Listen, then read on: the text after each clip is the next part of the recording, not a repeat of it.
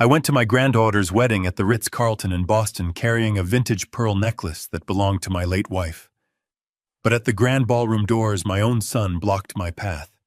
He looked me dead in the eye and whispered, "Dad, you are not on the list. There was a mistake. Go home." 200 of the city's elite guests stared at me. I did not yell. I did not beg. I just said, "It is fine, son." I walked out into the freezing night, got into my car, and called my attorney. The next morning, my son received a letter that completely destroyed his life. Before I continue this story, let me know where you are watching from in the comments below. Hit like and subscribe if you have ever had to stand up to family who underestimated your worth. I am Richard, 70 years old, and somehow still healing from wounds my family inflicted. As a successful corporate founder, I thought I had given them everything, but I only fed their greed. Let me tell you exactly how it happened. The winter wind cutting across Boston Common was brutal that evening, but I barely felt it. I was 70 years old, wearing a custom Tom Ford tuxedo that my late wife Sarah had always loved. In my right pocket, resting against my chest, was a worn velvet box. Inside it lay Sarah's vintage pearl necklace, the exact one she wore on our wedding day 45 years ago. I had been saving it for this very night to clasp it around the neck of my granddaughter Harper before she walked down the aisle. I stepped out of my Lincoln Town Car and handed the keys to the valet, taking a deep breath of the crisp December air. The Ritz-Carlton lobby was a symphony of warmth and elegance. Soft piano music drifted through the air, mingling with the low hum of wealthy conversations and the clinking of crystal glasses. I walked toward the grand ballroom, feeling a profound sense of pride. I had spent 40 years building Mitchell Global Supply from a single rusted delivery truck into a global logistics empire. I sacrificed my youth, my sleep, and countless weekends just to ensure that my family would never know the sting of poverty. Tonight was supposed to be the culmination of all that hard work. I was going to watch my beautiful granddaughter marry the man she loved at an event that I had entirely funded. As I approached the carved mahogany doors of the ballroom, the heavy scent of imported white orchids filled the corridor. I smiled, recognizing the flowers. Then I saw him. My son Bradley stood right at the entrance, looking sharp in a tailored tailcoat. For a fleeting second, my heart swelled. I thought he was waiting there to greet me, to walk me inside and seat me at the family table. I raised my hand to wave, but as I got closer, the smile on my face slowly died. Bradley's posture was rigid. His jaw was clenched, and his eyes, darting nervously toward the crowd inside, held absolutely no warmth. He stepped directly into my path, physically blocking the double doors with his broad shoulders. "Dad," he whispered, his voice low and tight. "What are you doing here?" The question threw me off balance. "What do you mean?" "What am I doing here, Bradley?" "I am here for Harper's wedding." I tapped my pocket. "I brought your mother's pearls for her." Bradley swallowed hard, glancing over his shoulder before turning back to me. His expression hardened into a mask of cold indifference. "Dad, you are not on the list." I stared at him, trying to process the words. I thought it was a joke, a poor attempt at wedding day humor. "Not on the list." "Bradley, I am the grandfather of the bride." "There was a mistake with the seating chart," he said without breaking eye contact. "The venue is at strict capacity. The fire marshal is very particular about these things. There is literally no chair for you in there. Go home, Dad. Go home before you cause a scene and ruin Harper's night." My blood ran cold. The sheer absurdity of his words hung in the air like a physical blow. A mistake. Strict capacity. 6 months ago, Bradley had come to my house begging for financial help. He told me Harper needed capital for her new startup and a budget for the wedding. Without a second thought, I had my bank wire $1.2 million directly into his personal account. I funded every single aspect of this lavish affair. The champagne flowing inside the imported orchids, filling the halls, the jazz band playing in the background, I paid for all of it. And now the man who took my money was standing in the doorway, telling me there was no chair for me. Before I could formulate a response, a figure stepped out from the shadows of the ballroom entrance. It was my daughter-in-law, Monica. She was draped in a designer silk gown, holding a glass of champagne. She slipped her arm through Bradley's and looked at me with an expression of pure, unadulterated disgust. It was the kind of look you give a beggar who has wandered too close to your table at a fine dining restaurant.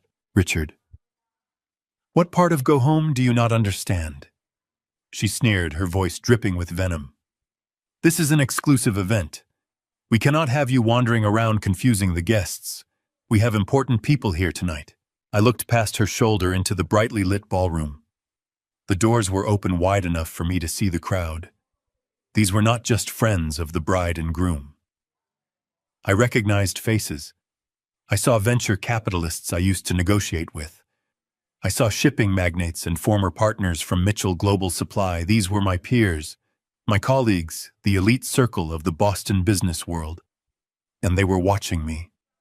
I could see them whispering to each other, covering their mouths with their hands, pointing subtly at the 70-year-old founder of the company, being turned away at the door like a common wedding crasher. The humiliation burned my cheeks, but it was quickly swallowed by a glacial clarity. Monica leaned in closer, her heavy perfume turning my stomach. Security is standing right over there, Richard. If you do not turn around and walk out those doors right now, I will have them escort you off the premises. Do not test me. Any other father might have screamed. Any other man might have demanded to see his granddaughter, or caused a massive scene to expose them in front of the 200 guests. But I did not survive 40 years in the corporate shark tank by throwing tantrums. I knew that screaming would only validate whatever lies they had already told the crowd about me. I looked at Monica taking in the diamonds hanging from her ears, diamonds bought with my money. Then I looked at Bradley, the son I had carried on my shoulders, the boy I had given everything to. He refused to meet my gaze, looking down at the polished marble floor instead. "It is fine, son," I said, my voice dangerously calm and steady. "I understand completely. Do not worry about me." I did not wait for his response. I turned my back on them and walked away. The heavy mahogany doors shut behind me, sealing the warmth and the music inside, but I did not look back.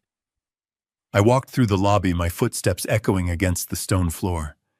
The valet looked surprised to see me return so quickly, but he hurried to retrieve my car. When I stepped out into the freezing Boston night, the cold air hit my face like a splash of ice water, bringing me fully back to my senses. I slid into the quiet leather interior of my Lincoln Town Car. The silence of the cabin was deafening. I reached into my pocket and pulled out the velvet box, running my thumb over the worn fabric. They did not just reject me, they erased me. The pieces of the puzzle suddenly began clicking together in my mind. The lack of phone calls, the vague excuses, the sudden demand for cash 6 months ago. This was not a seating chart mistake. This was a calculated execution. I pulled out my cell phone. The clock on the dashboard read 7:30 p.m. I dialed the private number of Jonathan Pierce, my lead corporate attorney. He answered on the second ring. "Richard," he said, sounding surprised. "Should you not be giving a toast at the Ritz right now?" "Jonathan," I said, my voice void of any emotion. "Bradley just locked me out of the wedding." A heavy pause fell over the line. The seasoned lawyer knew exactly what that meant. "What do you need me to do, Richard?" "Trigger the winter protocol," I commanded, staring out the tinted window at the glowing facade of the hotel. "Freeze everything. The trust, the accounts, the corporate access. I want every single dollar tied to that boy locked down by sunrise." "It is done, Richard," Jonathan replied, a dangerous edge entering his tone. "But you need to see the bank logs first thing tomorrow. They did not just spend the wedding money. They have been digging into the corporate vault." I ended the call and leaned my head back against the leather seat. They thought they had won. They thought they had humiliated a helpless old man. But tomorrow morning, my son and his greedy wife were going to learn a very painful lesson. You do not lock the wolf out of the house when the wolf is the one who built it. I settled into the deep leather seat of my Lincoln town car. The heavy door closed with a solid thud, blocking out the biting Boston wind and the faint strains of jazz music spilling from the Ritz-Carlton lobby. Inside the cabin it was completely silent, save for the low hum of the engine. My driver Martin glanced at me through the rearview mirror. His eyes carried a quiet concern. He had been driving me for over 15 years, and he knew the schedule perfectly well. He knew I was supposed to be walking Harper down the aisle right at this very moment. "Are you all right, Mr. Mitchell?" Martin asked, his voice gentle and respectful. I did not answer immediately. I took the velvet box containing Sarah's vintage pearl necklace out of my pocket and placed it carefully on the leather seat next to me. The pearls felt incredibly heavy now, as if they absorbed all the weight of the evening. I smoothed the lapels of my tuxedo and let out a long, measured breath. I was not angry. I was not devastated. A strange, absolute calm had settled over my mind like a fresh layer of frost. "I am perfectly fine, Martin," I said, keeping my voice entirely steady. "Drive me to Beacon Hill. Take the long way through the city." "Right away, sir," he replied, shifting the car into gear and pulling smoothly away from the curb. I watched the glowing facade of the hotel shrink in the side mirror. My son and my daughter-in-law were inside that golden box, drinking expensive champagne bought with my money, entertaining the elite circles of the city while tossing me into the cold. It was a flawless execution of disrespect. But it was not an emotional outburst. It was a calculated test. As the car glided through the illuminated streets of downtown Boston, I stared at the towering glass skyscrapers that defined the financial district. I had spent 40 years of my life conquering this city. Building Mitchell Global Supply from a single rusting delivery truck into a multi-million-dollar international logistics empire was not a matter of luck. It took 4 decades of ruthless negotiations, sleepless nights, and a relentless drive to succeed. I sacrificed my own youth so that my family would never have to experience the suffocating grip of poverty that I grew up with. I remembered the early days when Sarah and I lived in a cramped one-bedroom apartment. I remembered working consecutive night shifts, loading pallets with my own bleeding hands, while Bradley slept safely in his crib. I paid for his elite private schools, his Ivy League education, his sports cars, and his luxury vacations. I gave him a life completely insulated from hardship. I built a fortress of wealth around him, hoping it would make him a strong, secure man. Instead, it made him incredibly weak and dangerously greedy. Looking out at the harbor lights reflecting on the dark water, I realized the bitter truth. The incident at the ballroom doors was not a sudden misunderstanding about a seating chart or a strict fire marshal capacity limit. Monica's sneering face and Bradley's refusal to meet my eyes told a much deeper story. They were probing the perimeter. They were testing the fences to see if the old man was finally too weak, too tired, or too senile to fight back. They thought my grief over losing Sarah had softened my spine. They assumed I would just go home, cry quietly into my whiskey, and accept my forced retirement from the family hierarchy. They calculated that I would avoid a public scandal at all costs. They were right about the scandal. I despise public theatrics, but they were fundamentally wrong about my willingness to surrender. You do not survive 40 years in the global shipping industry by turning the other cheek when someone tries to cut your throat. I reached into my breast pocket and pulled out my cell phone. I did not shed a single tear. There was no room for sorrow when survival was on the line. I scrolled to the private number of Jonathan Pierce. Jonathan was not just a corporate attorney. He was a legal predator, a man who navigated the treacherous waters of corporate law with the precision of a surgeon and the ruthlessness of a mercenary. He had been my closest advisor for 2 decades. The phone rang exactly twice before he answered. Richard Jonathan said, his deep voice carrying a note of genuine surprise. "I was expecting to hear from you tomorrow. Should you not be giving the patriarch's speech at the reception right now?" I kept my eyes fixed on the passing streetlights. Jonathan. Bradley locked me out of the wedding. He stopped me at the doors and told me I was not on the list. The silence on the other end of the line was absolute. Jonathan knew the exact power dynamics of my family. He knew the massive financial contributions I had recently made to support Bradley's lifestyle and Harper's supposed business ventures. He understood immediately that this was an act of war. I see Jonathan finally said, his tone shifting from casual conversation to cold professional focus. "What are your instructions, Richard?" "Trigger the winter protocol," I commanded.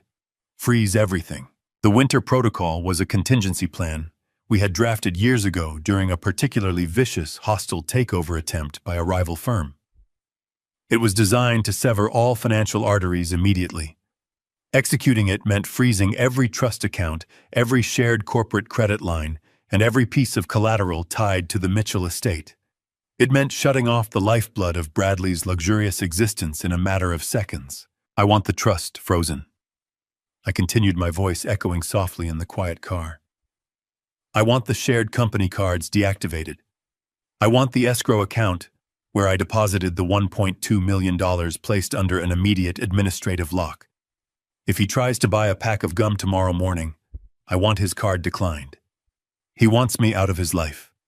He can start by paying for his own." I could hear the rapid clicking of a keyboard on Jonathan's end of the line. Even on a Saturday night, he was sitting in his home office, ready to mobilize our defense. "Consider it done, Richard," Jonathan said.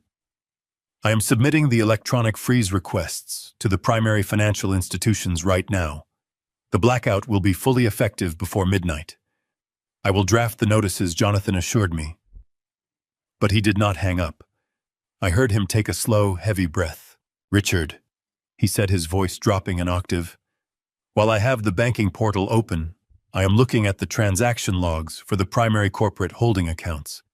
It is done, Richard. The protocol is active. But you need to come to my office tomorrow morning. You must see these bank logs with your own eyes. They did not just spend the wedding money, Richard. They have actually been digging deep into the main corporate vault now. We have to act right now before the sunrise." I ended the call with Jonathan and instructed Martin to pull up to my Beacon Hill residence. The wrought iron gates swung open silently, welcoming me into a home that suddenly felt too large and too empty. I stepped out of the car, thanked Martin for his loyalty, and walked through the heavy oak front doors.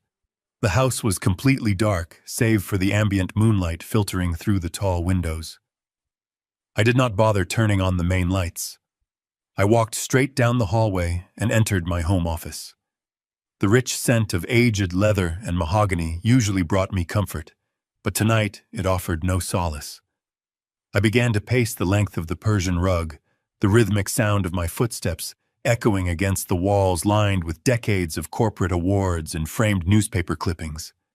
My mind was racing, trying to untangle the web of deception that had just ensnared me. How did a man who spent 40 years anticipating the treacherous maneuvers of global competitors miss a betrayal taking root inside his own family? The answer was painful but simple. I had taken off my armor around my own blood. I allowed myself to be a father instead of a chief executive officer. It started exactly 6 months ago, right here in this very room. The memory played in my mind with agonizing clarity. I was sitting at my desk reviewing quarterly projections when the doors flew open. Bradley stormed in, his face flushed, and his tie loosened, a perfect portrait of a man on the edge of a total breakdown. He collapsed into the chair across from me, breathing heavily, and dropped a thick stack of manila folders onto my desk. He told me that he had received an advanced warning from a contact at the Internal Revenue Service. According to Bradley, the agency was launching a brutal, comprehensive audit on our family trust. He spun a terrifying narrative claiming they were targeting my personal retirement funds and threatening to freeze the entire estate while the investigation dragged on for years. He said the scrutiny was triggered by an aggressive new tax regulation and that our traditional corporate shields were temporarily vulnerable. He looked me in the eyes, his hands actually shaking, and delivered his plausible lie. "Dad, They are targeting your retirement funds, he had pleaded, his voice cracking with manufactured desperation. We need to sign a temporary power of attorney right now. We have to move $1.2 million into a secure escrow account under my name. It is the only way to protect your liquid assets and secure her entire future until the audit ends. Looking back now, the corporate titan inside me should have seen the glaring holes in his story. I should have called my own accountants. I should have demanded to see the official federal notices. I should have summoned Jonathan Pierce immediately. But Bradley did not come to the founder of Mitchell Global Supply. He came to his father. He came to a man who was still drowning in the quiet, lingering grief of losing his wife. Sarah had always been the emotional anchor of our family, the one who held us together. Without her, I was desperate to keep the remaining pieces of our family intact. When a son comes to you, terrified, pleading for help to save her very future, the ruthless businessman steps aside and the protective father takes the wheel. I signed the documents because my fundamental instinct was to shield my boy from a crisis. I wanted to absorb his panic. I wanted to fix the problem just as I had fixed every other problem in his life since he was a child. I believed I was placing a protective wall around our family wealth, unaware that I was actually handing him the keys to the vault. I authorized the transfer of $1.2 million, believing it was going to a safe harbor. I stopped pacing. The heavy silence of the office snapped me back to the present moment. The chill of the Boston night seemed to seep through the window panes, creeping into my bones. Bradley had used my protective instinct as a weapon against me. He had weaponized my love for Harper and my grief for Sarah to orchestrate a massive financial extraction. But the game was not over. If Jonathan was right about the bank logs, the rabbit hole was much deeper than a stolen wedding fund. I walked around the massive desk and sat in my high-backed leather chair. I woke up my laptop. The screen cast a harsh blue glow across the darkened room. I logged into my encrypted personal server, navigating through layers of security protocols to access my digital archives. I needed to see the document that had started this entire nightmare. I needed to scrutinize the temporary power of attorney that I had signed 6 months ago. My fingers moved rapidly across the keyboard, opening the scanned file. The document appeared on the screen, bearing my bold signature at the bottom of the final page. I zoomed in on the fine print, my eyes scanning the legal jargon with the cold precision of a predator hunting for a blood trail. Bradley had rushed me through the signing process, pointing only to the signature lines, claiming time was of the essence. Now isolated in the silence of my office, I read every single word. I scrolled down to the notary acknowledgement section. My eyes locked onto the circular stamp pressed into the bottom corner. A chilling realization hit me like a physical blow to the chest. The notary seal on the document was not from Pearson and Associates, the prestigious corporate law firm that had handled the Mitchell family affairs for nearly 3 decades. The name on the seal belonged to an entity called Apex Fiduciary Solutions. It was a generic name, the kind of name designed to sound legitimate, while revealing absolutely nothing. I opened a new browser tab and ran a quick search on the registry of corporate entities. My suspicion was confirmed in seconds. Apex Fiduciary Solutions was not a law firm. It was not a registered financial institution. It was a shell company incorporated in Delaware just 3 days before Bradley had stormed into my office with his fabricated audit story. He had not just panicked and made a mistake. He had premeditated the entire extraction. He had set up a dummy corporation, manufactured a fake federal crisis, and brought in a fraudulent notary to legitimize the theft of my assets. He had been planning to drain me dry long before he ever stood at the doors of the Ritz-Carlton. Every single detail of his panic had been carefully rehearsed to bypass my natural corporate defenses. He played me for a fool, banking on my paternal love to blind me to his immense betrayal. But as I sat staring at the glowing screen, the sorrow completely evaporated. It was instantly replaced by a cold, calculating wrath. The father who had indulged him was officially dead. The CEO was back, and I was going to war. I told Jonathan I would be at his office by 5 in the morning, and ended the call. Placing my phone on the polished mahogany desk, I leaned back in my leather chair. The silence of the house pressed against my ears like a physical weight. Digging deep into the main corporate vault, those words spoken by my attorney echoed continuously through my mind.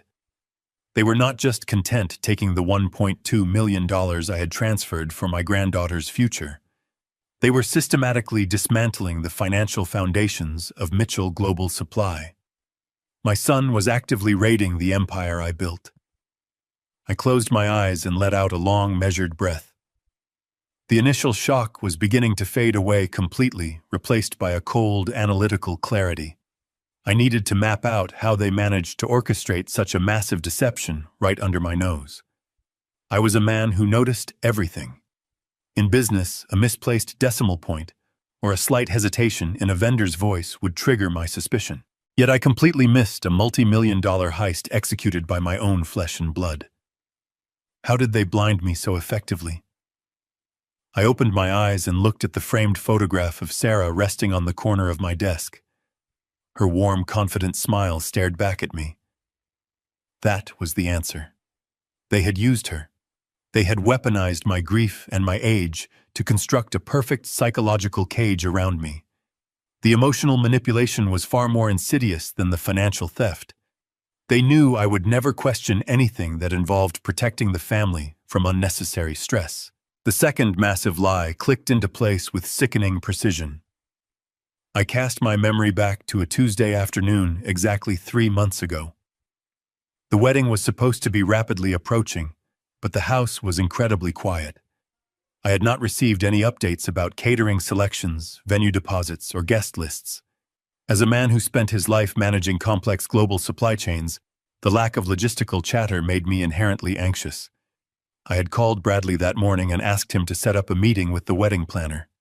I wanted to review the arrangements and ensure Harper was getting the absolute best service possible. Bradley had sounded slightly panicked on the phone, offering a vague excuse about the planner being unavailable. 2 hours later, my doorbell rang. It was not Bradley or the wedding planner. It was Monica. She stepped into my foyer wearing a beige cashmere sweater and an expression of profound distress. I led her into the formal living room and offered her a cup of tea. She declined, sitting on the edge of the velvet sofa with her hands clasped tightly in her lap. Her eyes were red and watery.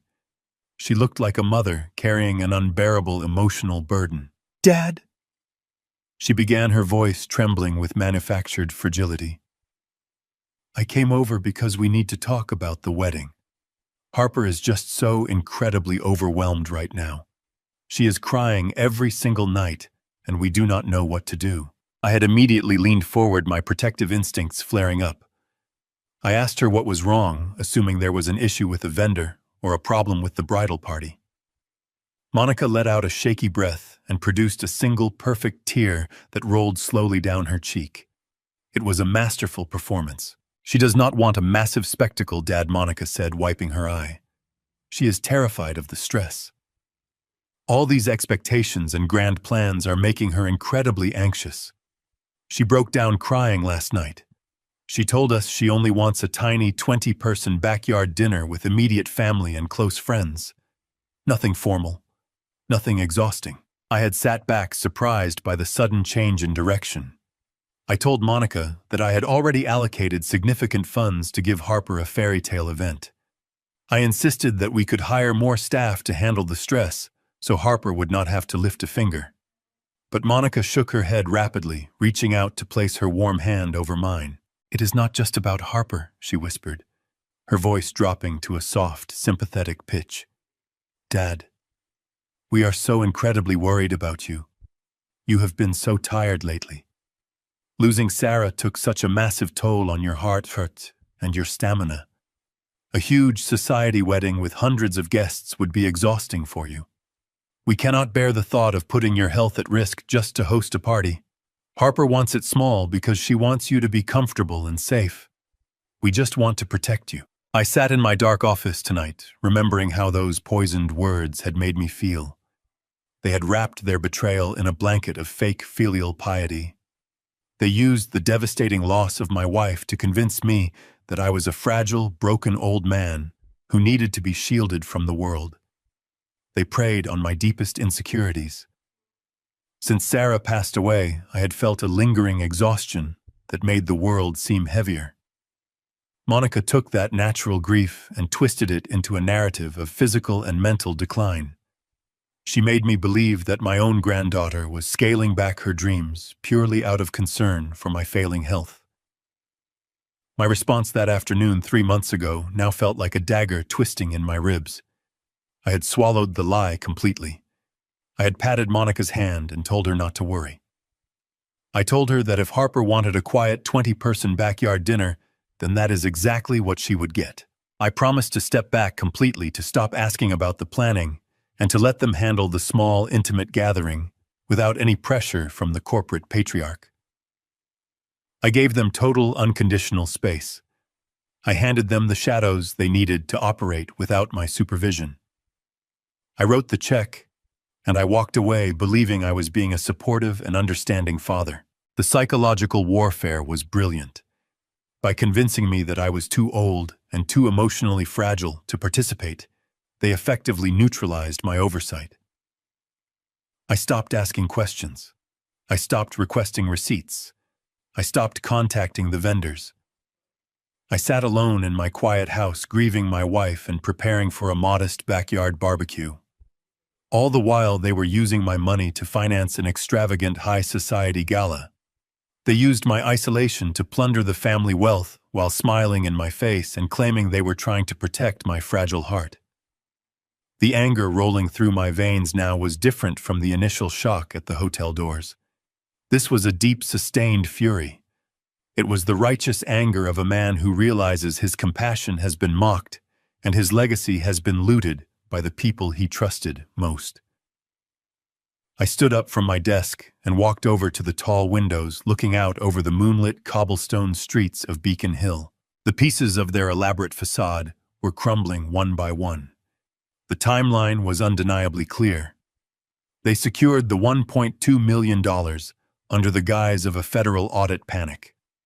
Then they deployed Monica to feed me the lie about the tiny 20-person dinner, ensuring I would never show up to inspect the actual preparations. They built a massive wall of deception to keep me completely in the dark. I had spent months picturing a simple gathering with paper plates and string lights in their backyard. I had even purchased a new casual suit to match the laid-back atmosphere they described so vividly. I had prepared a beautiful, heartfelt speech about the beauty of intimate family moments and the joy of simple love. I had trusted them completely to protect her heart. I believed they were shielding a young woman from the crushing weight of societal expectations. I genuinely thought they were being good parents. Instead, they were using her most sacred day as a massive financial smokescreen for their own corporate espionage. They took the purity of her marriage and absolutely stained it with their unrelenting greed. Every single smile they flashed me was a carefully calculated distraction.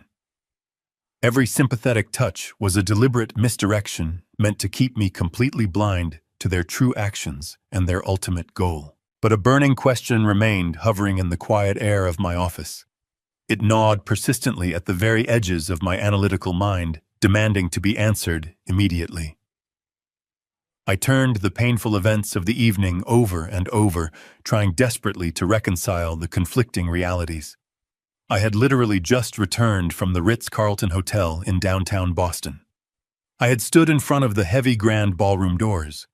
I had seen the hundreds of wealthy guests mingling under massive crystal chandeliers. I had smelled the thousands of dollars worth of imported floral arrangements. I had witnessed a spectacle of absolute opulence funded entirely by my own stolen money. I stared at my reflection in the dark window glass, my jaw set in stone. If the wedding was truly supposed to be a tiny 20-person backyard dinner designed to protect my fragile health, then why was I just locked out of a 200-guest black tie gala at the Ritz-Carlton?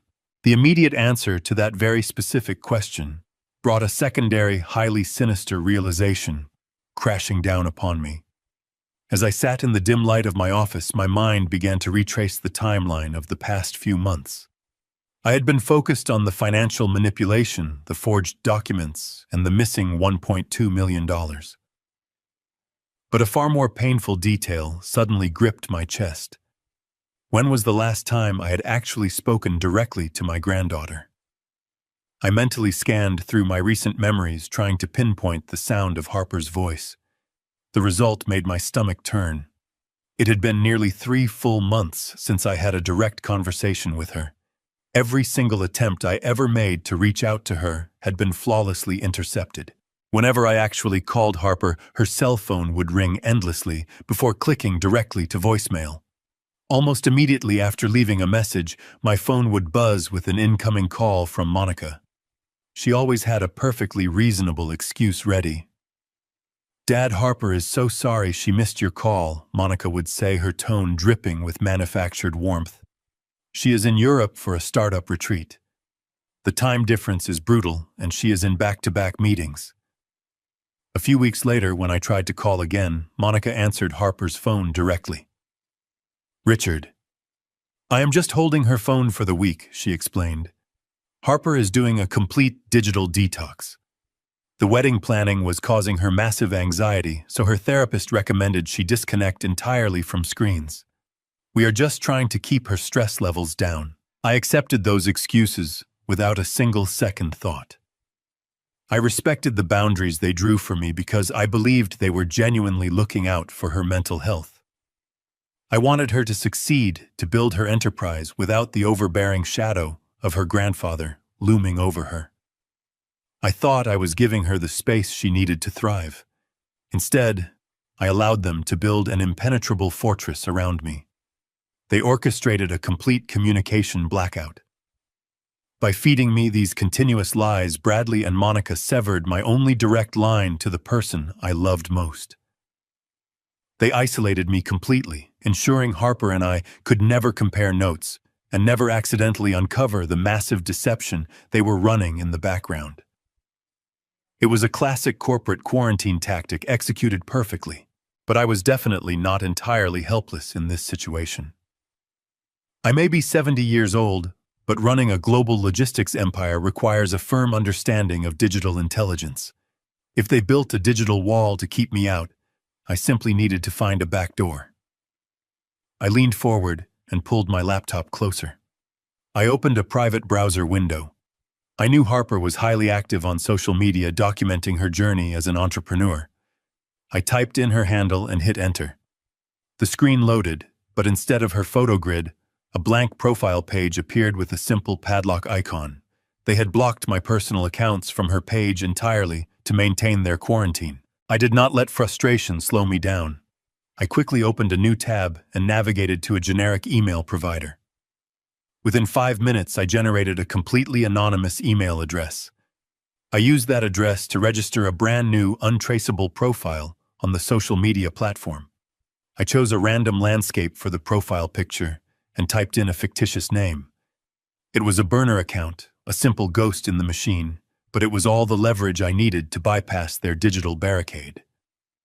I typed Harper's handle into the search bar of my anonymous account and clicked the search icon. This time, the firewall crumbled. Her page loaded instantly, revealing a chronological grid of her life. The very first thing I quickly noticed was the location tags. There were no cobblestone streets of Europe. There were no startup retreats in distant countries. Every single photograph was geotagged right here in the Boston area. I clicked on a photo posted 6 weeks ago, around the time Monica had sworn Harper was across the Atlantic. The image showed my granddaughter smiling brightly outside a popular cafe in Cambridge, holding a coffee cup, the familiar brick facades clearly visible in the background. The caption read, "Loving the autumn vibes in the city today. So much to plan, but so excited for the future." I kept scrolling, the betrayal deepening with every click. I moved to the period when Monica claimed Harper was undergoing a strict digital detox. The lie shattered completely. During that exact 2-week window, Harper had posted nearly every single day. There were pictures of cake tastings, dress fittings, and floral arrangements. She was not disconnected from screens. She was highly active, deeply engaged in planning the very wedding I was paying for. but from which I had been excluded. I saw a picture of her looking at imported white orchids, the exact flowers from the invoice I had discovered. She was right here in the city, fully connected, while her parents kept me isolated. The sheer scale of the manipulation was breathtaking. They had managed two entirely separate realities with flawless execution. To Harper, they painted a picture of a busy, successful wedding preparation. To me, they painted a picture of an overwhelmed, fragile girl who needed total isolation. They stood right in the absolute middle, perfectly controlling the entire flow of information, hoarding the money, and ensuring the two sides never met. As I scrolled closer to the present day, searching desperately for any mention of the wedding itself, the anger I felt began to morph into a chilling sense of dread. I reached the most recent posts uploaded in the last 48 hours. There were beautiful shots of the rehearsal dinner, images of her smiling bridesmaids, and a video of Bradley giving a toast. But it was the post from yesterday afternoon, less than 24 hours before I stood in my tuxedo at the doors of the Ritz-Carlton, that made the blood run cold in my veins.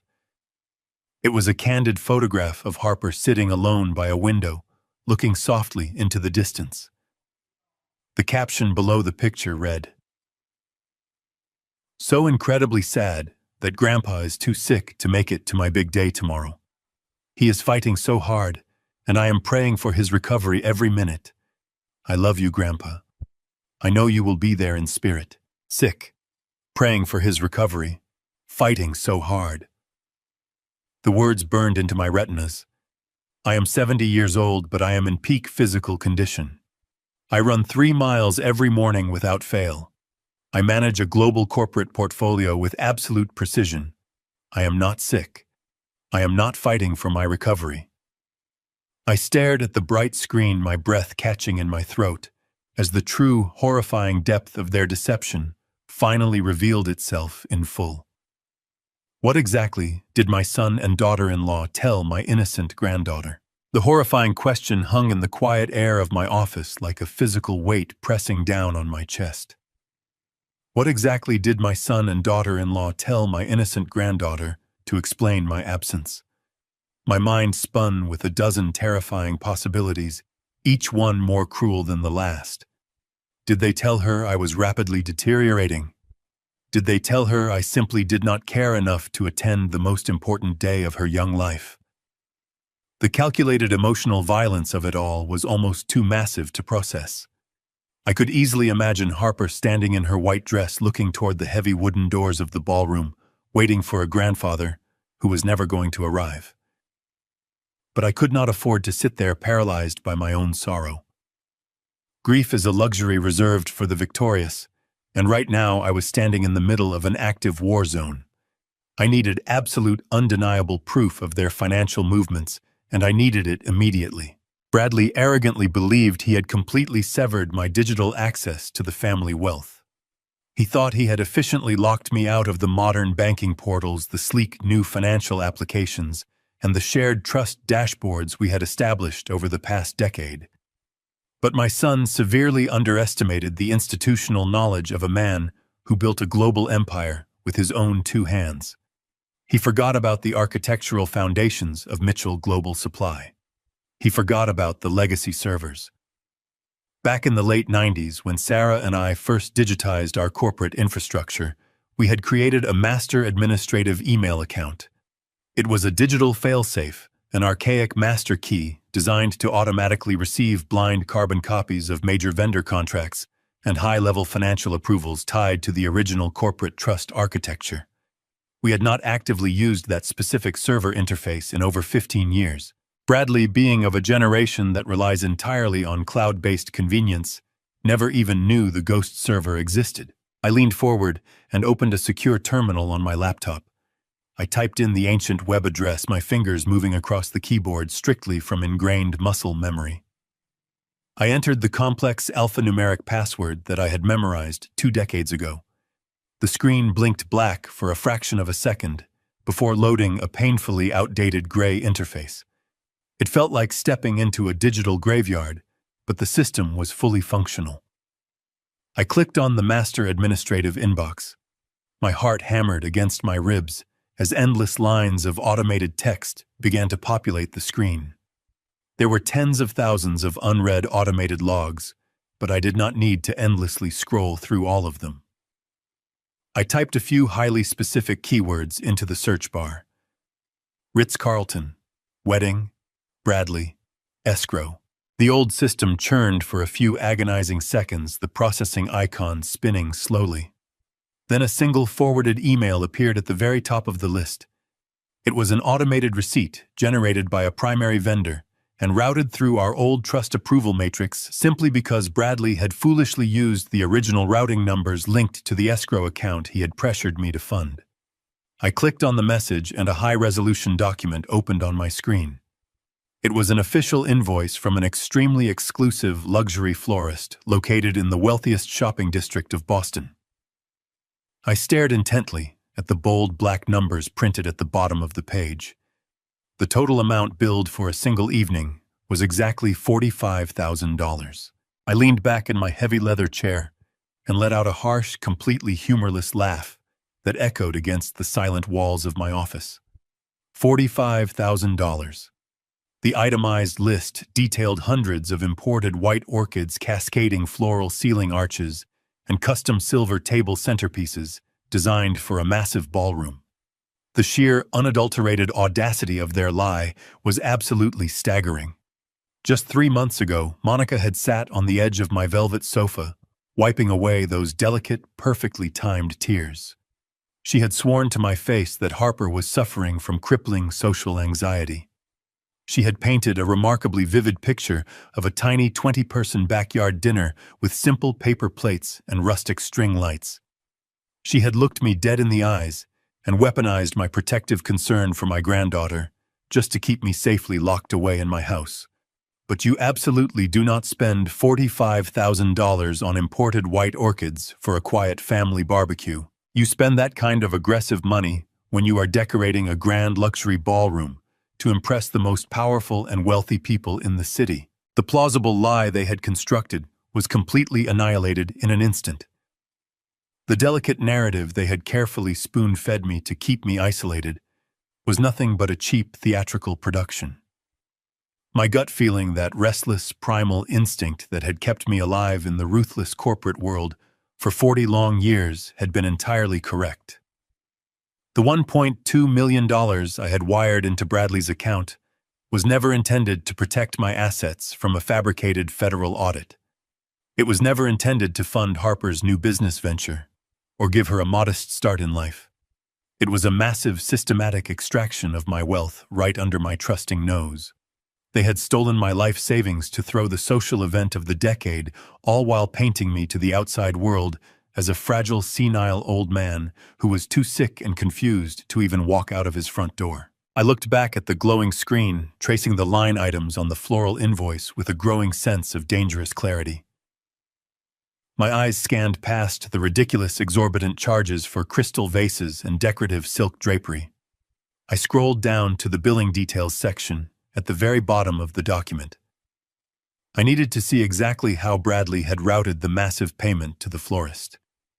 As I read the typed address, my breath suddenly caught in my throat.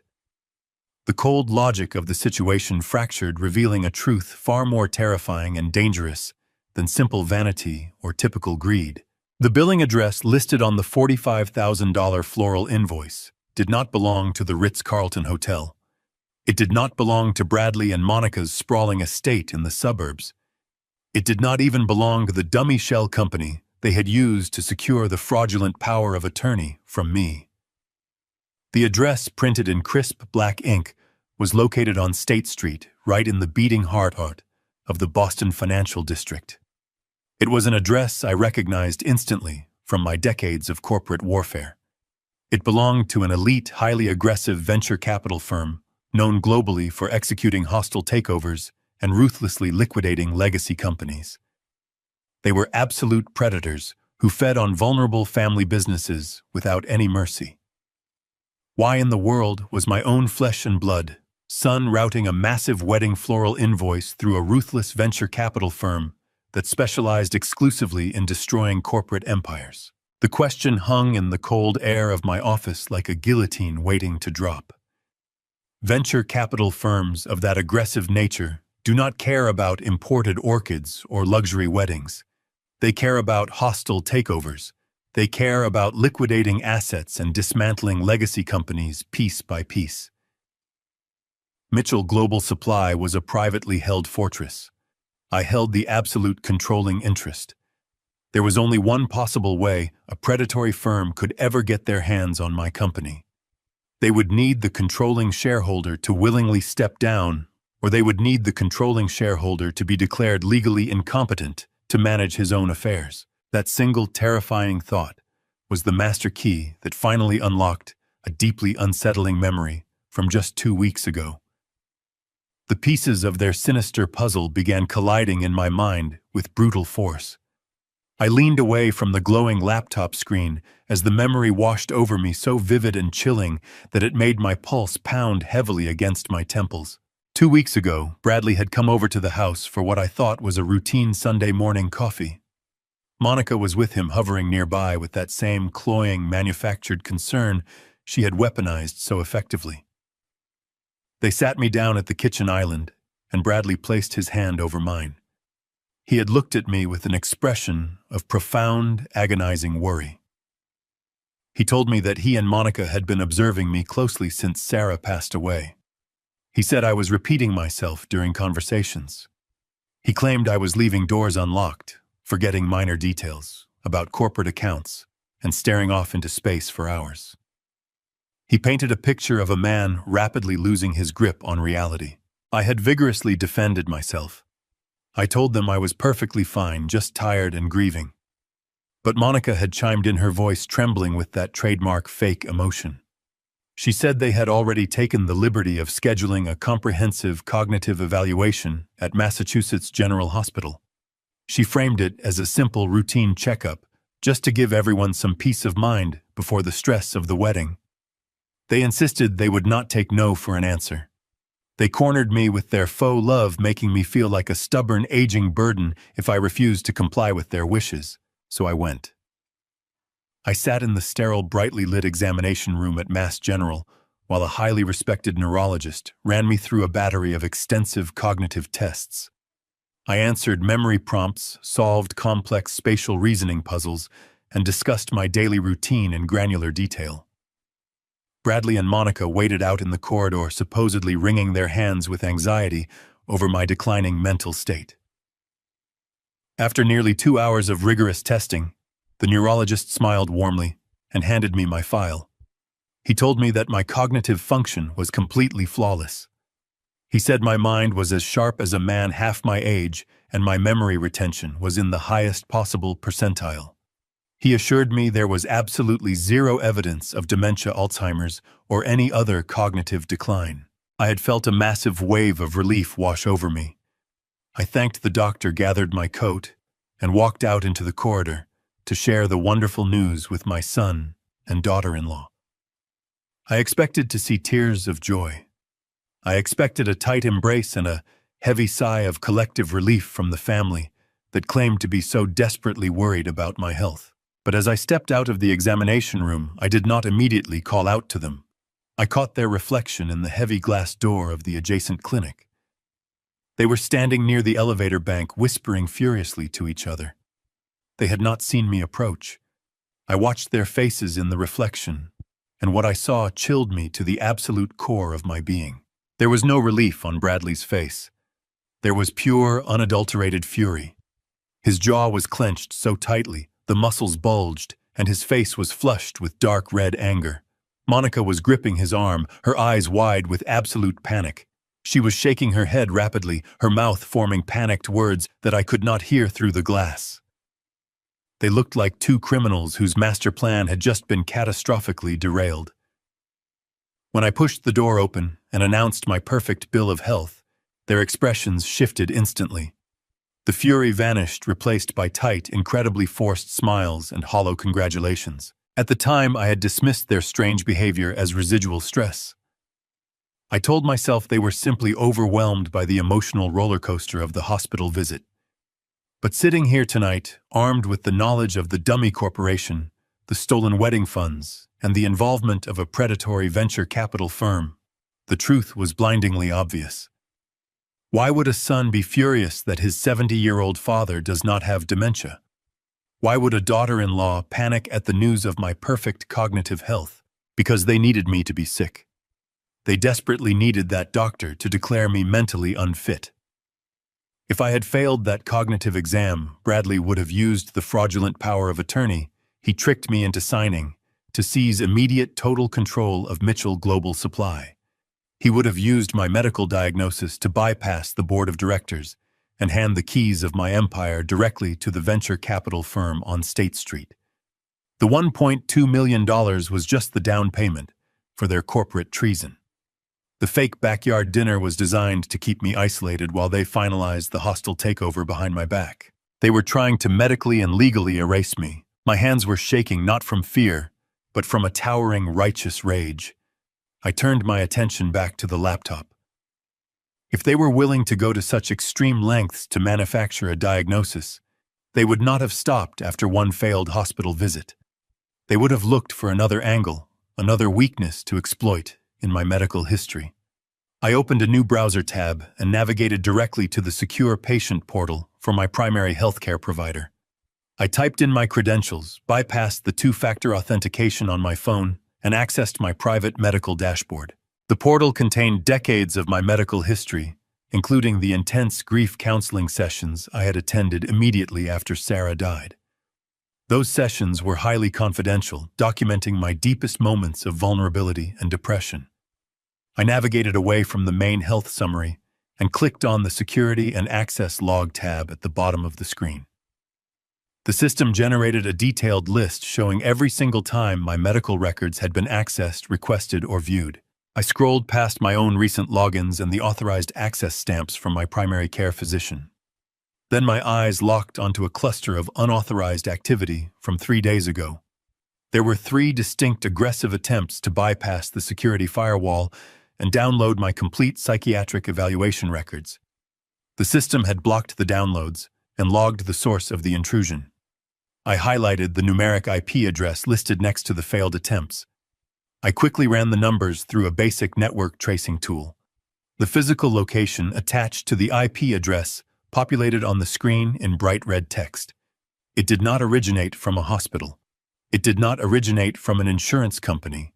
It originated from the exact residential network hub registered to Bradley and Monica's sprawling suburban home. The digital footprint staring back at me from the bright monitor was the final absolute confirmation I needed. My own son and daughter-in-law had not only stolen my money, but were actively trying to steal my sovereignty. They were methodically building a false paper trail to strip me of my rights and my freedom. I sat in the silence of my office as the darkness gave way to morning. I felt no fatigue. My adrenaline was a cold, calculated fuel. Decades ago, when a corporate competitor tried to bankrupt me, I did not react with rage. I let them believe they were winning while I bought their supply chain from underneath them. I needed that strategy now. I could not just confront them. If they knew I was aware of their conspiracy, they would accelerate their sinister timeline. They had proven they were capable of manufacturing a crisis. I needed to give them a false sense of absolute victory so they would drop their guard completely. I walked into the adjoining bathroom and splashed cold water on my face. Looking in the mirror, I practiced the posture of the fragile man they desperately wanted me to be. I let my shoulders slump. I softened my eyes, allowing a vacant, lost expressions to settle over my features. I cleared my throat, making it sound raspy and weak. I was 70, and although I ran 3 miles every day, I knew how to mimic frailty. I walked back into the office and picked up my phone. It was past 8 in the morning. Bradley and Monica would be waking up with champagne hangovers basking in the glow of their stolen triumph. I took one final deep breath to steady my racing heart and tapped my son's name on the glass screen. The phone rang 3 times before it connected. "Hello," Bradley answered, his voice sounding groggy and slightly guarded. He was bracing himself for an angry confrontation about the Ritz-Carlton doors. I did not give him the chance to play defense. I let out a long, trembling sigh and made my voice sound incredibly small and disoriented. Son, I whispered, injecting a note of desperate panic into my tone. Son, is that you? I am confused. Did the wedding happen already? I think I sat down after dinner last night and just fell asleep. Did I miss Harper's big day? There was a sharp, stunned silence on the other end of the line. I could hear his mental gears grinding. He had been preparing for a furious corporate titan demanding answers about hotel security. Instead, he was getting a pathetic, senile old man who did not even remember leaving his house. I squeezed my eyes shut and forced my voice to crack. I am so sorry, Bradley. I continued, sounding absolutely heartbroken and utterly defeated. I laid out my suit, but I just felt so tired. My head has been so foggy lately. Please tell me I did not ruin the small backyard dinner. When Bradley finally spoke, the defensive tension was completely gone from his voice. It was instantly replaced by a thick, syrupy layer of pure condescension. Oh, Dad, he sighed, sounding exactly like a parent talking to a toddler. It is completely fine. We were wondering where you were, but Monica said you were probably exhausted from all the grief. You have been so confused lately. I gripped the edge of my desk so hard my knuckles turned white, but I kept my voice perfectly pathetic. Was it beautiful? I asked weakly. Did she have a quiet time in the backyard? It was perfect, Dad, Bradley replied, his lie slipping effortlessly through his teeth. Just 20 people. Very simple, very quiet. Harper wore a cotton dress and we had a family barbecue. She missed you, of course, but she understood. We all know you are not yourself these days. You need to rest. You need to stop worrying about anything complex or stressful. I wanted to scream. I wanted to tell him about the $45,000 floral invoice and the 200 guests dancing under crystal chandeliers while I sat alone in the dark. I wanted to rip the phone apart, but I played the senile fool exactly as they needed me to. I am just so tired, son, I murmured, letting my voice trail off into a weak, fragile whisper. I do not know what is wrong with my old memory. I feel like I am losing my mind. Thank you for understanding. Thank you for taking care of everything for me. Do not worry about a single thing, Dad Bradley said, his tone swelling with arrogant pride. Monica and I have everything completely under control. You just stay in the house and rest. We will come by and see you in a few days to sort out your new schedule. Just relax. I thanked him profusely, apologizing for my failing memory before saying goodbye. I waited for the distinct electronic click of the call disconnecting, but the click never came. Bradley, in his hungover state, had pulled the phone away from his ear, but had failed to press the red button to end the call properly. The line remained open. I stood frozen in my home office, barely daring to breathe, as the background noises of his master bedroom drifted through the tiny speaker. I heard the rustle of expensive silk sheets and the soft, heavy thud of the cell phone being tossed onto a wooden nightstand. Then I heard Monica's voice, muffled but perfectly clear. Was that him? She asked, her tone sharp and alert. Was he furious about the security guards last night? I pressed the phone tighter against my ear. Bradley let out a cruel, booming laugh that sent a shiver of absolute physical disgust straight down my spine. Furious. Bradley scoffed, his voice dripping with victorious, utter contempt. He does not even remember going to the hotel. He thinks he fell asleep in his reading chair and missed a simple backyard barbecue. I told you the isolation would break him down. He was crying, apologizing for his bad memory. He is completely lost. There was a brief, agonizing pause, and then Monica let out a deeply satisfied sigh. It is perfect, she said smoothly. I was so worried we would have to fight him on the transfer of corporate power, but this development makes it so much easier. The old man's brain is finally turning to mush, just like we needed it to.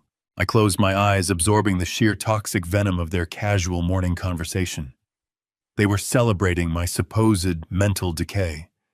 They were rejoicing in the illusion that I was a broken, defenseless creature who could no longer protect himself or defend his legacy. Call the clinic, Bradley commanded, his voice suddenly turning cold and brutally efficient. Tell them we are moving the timeline up right now. We do not need to wait around for the end of the month. He is totally compliant. Tell them we are coming in to sign the permanent guardianship papers, and then we finally move him permanently on Tuesday." The line went dead. I slowly lowered the phone from my ear and placed it flat on my mahogany desk. I sat completely frozen in the silence for a long time. The sheer magnitude of their betrayal settled deep into my bones. "We move him on Tuesday." The words echoed in the silent room. They had scheduled the complete erasure of my autonomy. In 48 hours, they intended to strip away my legal rights, force me into a psychiatric clinic, and lock me away under the guise of cognitive decline. They wanted to bury me alive. The shock of their cruelty evaporated, replaced by a profound, terrifying calm. I was no longer a grieving widower, and I was no longer an indulgent father. I was the founder of Mitchell Global Supply, and my own son had declared a hostile takeover of my life. I went upstairs, showered, and put on my tailored charcoal suit. I tied my silk tie with deliberate movements. I took the keys to the heavy sedan and drove through the empty, sleeping city streets. The roads were damp from a light morning mist. My mind operated with maximum efficiency, calculating angles and anticipating their next moves. I arrived at the skyscraper that housed Pierce and Associates shortly before 5 in the morning. The lobby was deserted except for a solitary security guard, who nodded silently as I swiped my access card at the private elevator bank. The doors slid shut and I ascended to the 42nd floor. The elevator chimed and I stepped into the hushed reception area. Jonathan Pierce was already waiting in the main corridor. He wore a crisp white shirt with the sleeves rolled up, and his dark eyes were sharp. We had been down in the corporate trenches together far too many times for useless pleasantries. He gestured for me to follow, leading me directly into a secure, soundproof conference room located at the very back of the executive suite. The heavy oak door clicked shut behind us, instantly sealing us off. The long glass conference table was covered in thick stacks of financial documents, bank logs, and legal folios. Jonathan poured 2 cups of black coffee from a silver carafe and pushed one across the glass toward me. I sat down and told him everything.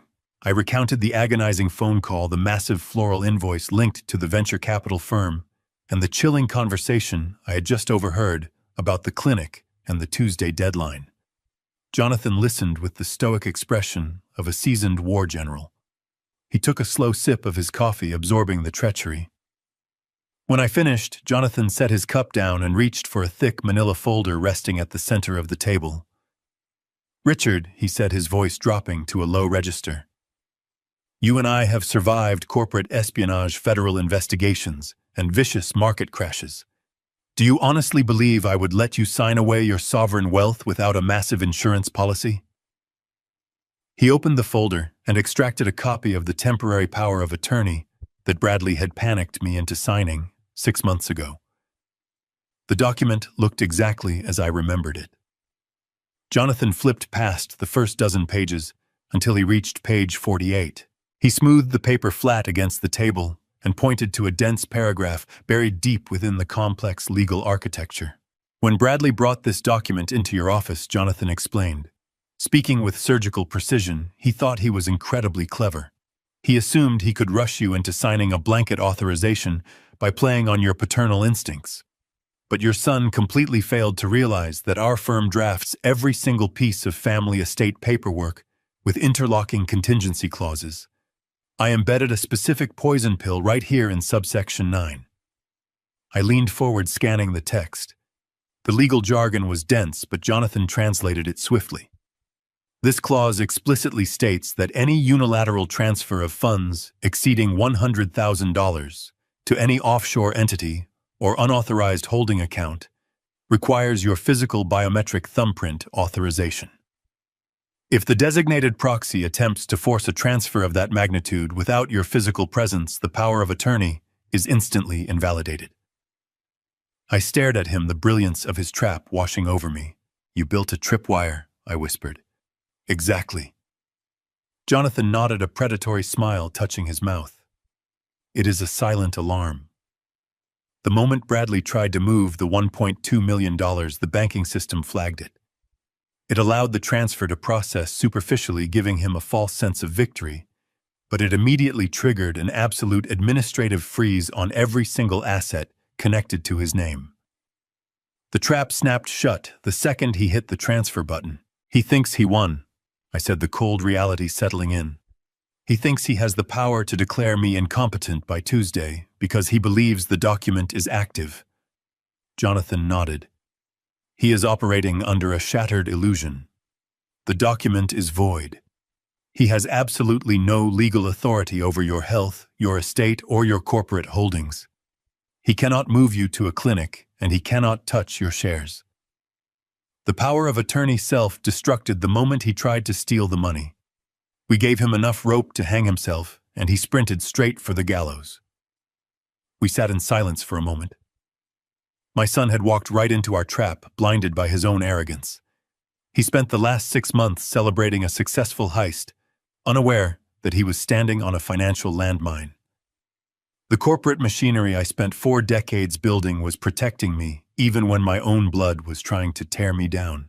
But there was one final piece to the puzzle. The poison pill had neutralized Bradley's legal authority, but the funds had still been superficially routed. The money moved before the freeze fully locked the accounts down. The floral invoice proved that Bradley was actively bleeding the trust, but the connection to the venture capital firm suggested a much deeper conspiracy. If the money was not going toward the wedding, and it was not sitting in Harper's business account, where exactly had my son diverted my life savings? I looked up at Jonathan. "The trap worked," I said, keeping my voice steady. "But where did the money go?" Jonathan's expression darkened. The predatory smile vanished, replaced by a look of grave concern.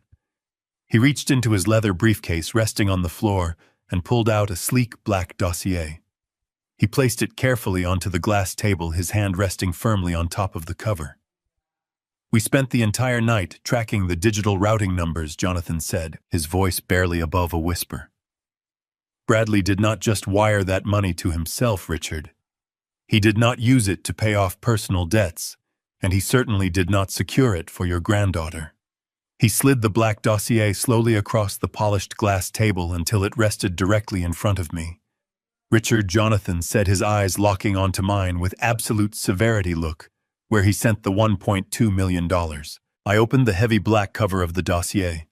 The first page was a complex flowchart mapping a labyrinth of international wire transfers. Jonathan reached over and tapped a specific red box situated at the very end of the digital trail. The $1.2 million had not simply vanished into the domestic banking ether. It had bounced through 3 different proxy accounts in Delaware and Nevada before launching across the ocean. It landed squarely in a secure, untraceable offshore account located in the Cayman Islands. The name of the holding company was registered as Sterling Crest Holdings.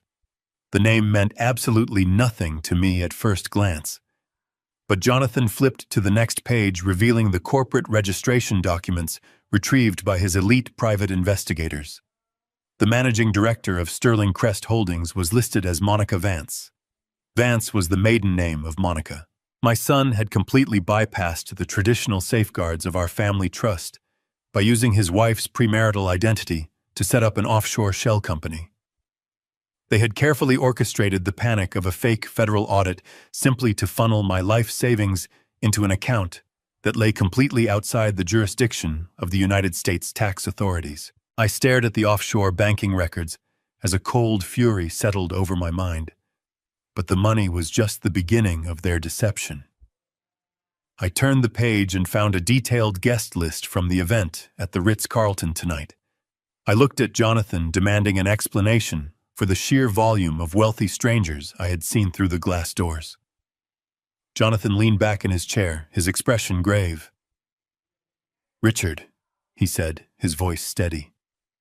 "That event at the hotel was not a wedding reception. Harper and her husband had a brief 15-minute ceremony in the courtyard, but the massive gathering in the grand ballroom was something else entirely. It was a corporate networking gala. Bradley used the $45,000 in imported white orchids and the hundreds of thousands in catering to throw an opulent party for the most aggressive venture capitalists in the Northeast.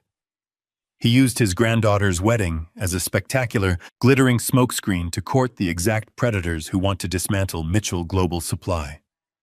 I looked down at the list. Every name belonged to a ruthless corporate liquidator, a hostile takeover specialist, or a partner at the State Street venture capital firm. Bradley had charged the entire evening to the corporate accounts using my money to host a lavish banquet for the people preparing to destroy my life work. He made sure I stayed home isolated by my grief and expecting a small backyard dinner so I would never see him shaking hands with the enemy. He paraded his beautiful daughter in her white dress to present an image of perfect family stability, convincing the investors that the Mitchell empire was ripe for the picking and that he was the man firmly in charge. The magnitude of the betrayal made the air in the soundproof conference room feel incredibly thin. I took a deep breath, forcing my lungs to expand. "Why are they courting liquidators?" I asked, my voice dropping to a dangerous, terrifying whisper. "If Bradley wants to take over the company, why is he inviting the exact people who will tear it apart and sell it for scraps?" Jonathan slid another heavily redacted document across the glass table. "Because he does not want to run your company, Richard. He never wanted to load shipping containers, manage international logistics, or negotiate with port authorities. He only wants the cash. This is a preliminary letter of intent drafted by the State Street firm. Bradley has spent the last 6 months secretly negotiating the total liquidation of Mitchell Global Supply. He agreed to sell the entire enterprise out from under you for exactly $50 million. I stared at the numbers printed on the crisp white paper. $50 million. It was a fraction of what the company was truly worth, a fire sale price designed to secure a rapid, unquestioned buyout. Bradley had realized that even with a fabricated psychiatric hold, the board of directors would eventually uncover his incompetence if he tried to actually run the logistics empire. He knew he could never fill my shoes, so instead of trying to lead the company, he decided to completely destroy it. His grand plan was to secure the power of attorney, lock me away in a secure medical clinic by Tuesday, and immediately authorize the hostile sale of my life's work. Once the $50 million hit his accounts, he and Monica were going to immediately transfer the entire sum into the Cayman Islands shell company. Jonathan confirmed my darkest suspicion. "They have already purchased one-way first-class tickets, Richard. As soon as the liquidation funds clear, they are flying straight to a non-extradition country in South America. They plan to live like absolute royalty on a stolen fortune, leaving you locked in a psychiatric ward to rot away in complete confusion and total isolation. They were going to strip away my business, my wealth, and my freedom, vanishing into the tropical sun without a single trace of remorse." I slowly closed the heavy black cover of the dossier. The pieces of the puzzle were now fully assembled. My own son was a traitor of the highest order. He had weaponized my love, exploited my grief over losing Sarah, and manipulated my innocent granddaughter, all to orchestrate the perfect crime. He thought he had navigated the complex waters of corporate law and emerged completely victorious. He firmly believed that by tomorrow, he would be holding a $50 million check while I was being sedated in a locked medical facility. I looked across the glass table at Jonathan. The seasoned attorney was watching me closely, waiting for my command. The founder of Mitchell Global Supply did not panic. I felt a surge of cold, focused energy radiating through my veins. The sorrow and the grief were completely gone, burned away by the white-hot necessity of immediate retaliation. "When exactly is the final sale scheduled to be signed?" I asked, my voice carrying the absolute authority of a man preparing for total war. Jonathan checked the heavy gold watch on his left wrist. "The State Street venture capital firm is opening their doors specifically for this transaction. The final liquidation documents are scheduled to be executed on Monday at exactly 9 in the morning." I stood up from the conference table and buttoned my tailored charcoal jacket. I smoothed my silk tie, feeling the familiar comforting weight of command settling back onto my shoulders. The trap was set, the timeline was exposed, and the enemy was currently sleeping off a champagne hangover, unaware that their master plan had just been entirely compromised. I had spent 40 years building an empire from a single rusting delivery truck. I knew every vulnerability, every legal loophole, and every hidden pressure point within my own corporation. I looked Jonathan Pierce in the eyes. I have exactly 24 hours to destroy his empire. Let us get to work. Jonathan opened his laptop, the harsh glow illuminating the sharp lines of his tired face. We did not waste a single second. The clock was ticking down to the Monday morning meeting at the venture capital firm, and we had an immense amount of complex legal restructuring to accomplish before the sun came up over the Boston skyline. Bradley believed he had successfully paralyzed my corporate authority, assuming that the fraudulent power of attorney and my supposed mental decline gave him unchallenged dominion over Mitchell Global Supply. He was operating under the arrogant assumption that a global logistics company is simply defined by its massive warehouses, its fleet of shipping trucks, and its physical inventory. But Bradley had never bothered to understand the true underlying architecture of the empire I had built. He was a creature of surface appearances, completely blinded by the illusion of physical, tangible assets. The real, unassailable value of Mitchell Global Supply did not reside in the steel shipping containers or the international distribution centers scattered across the globe. The true $50 million valuation rested entirely in our proprietary routing algorithms, the highly customized supply chain management software, and a fiercely guarded portfolio of international logistics patents. Those digital assets were the invisible nervous system that kept the entire global operation functioning with flawless precision.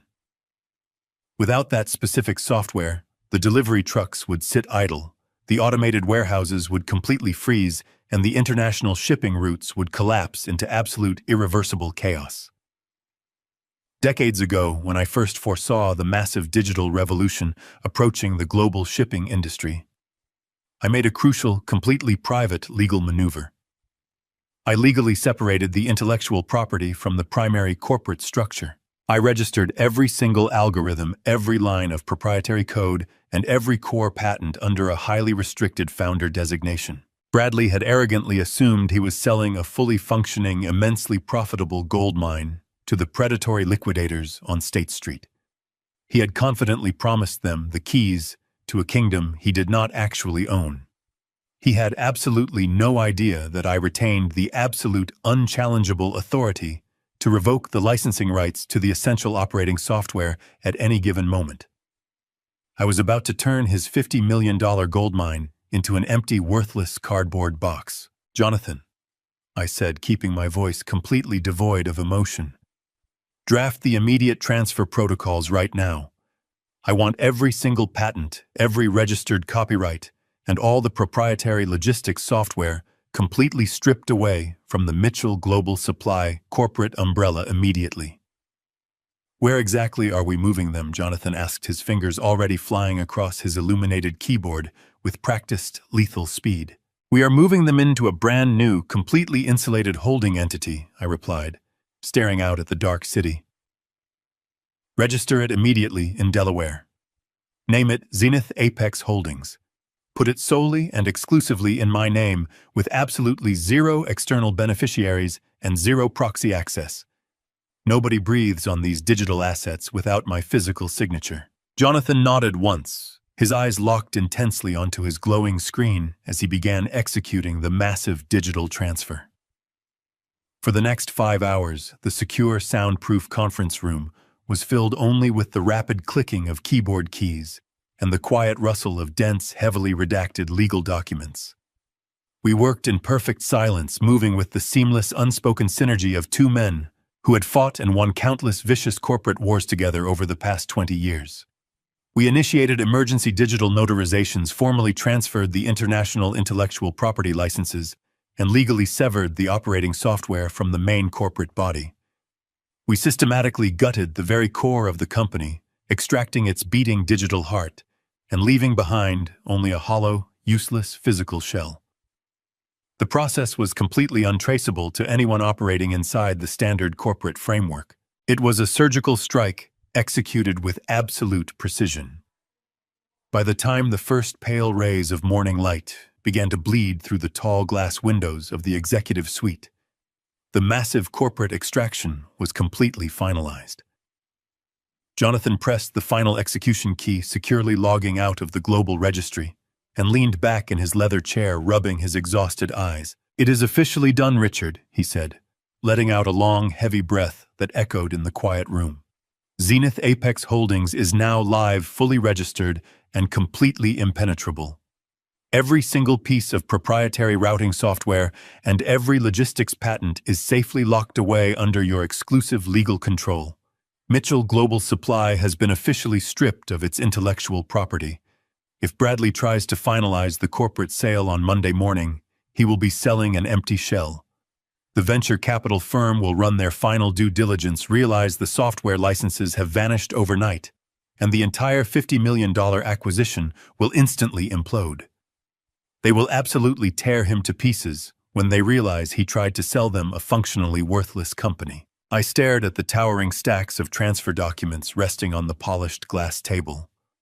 A profound, icy satisfaction settled deep into my chest, easing the heavy burden of the previous night. The financial blockade was absolutely flawless.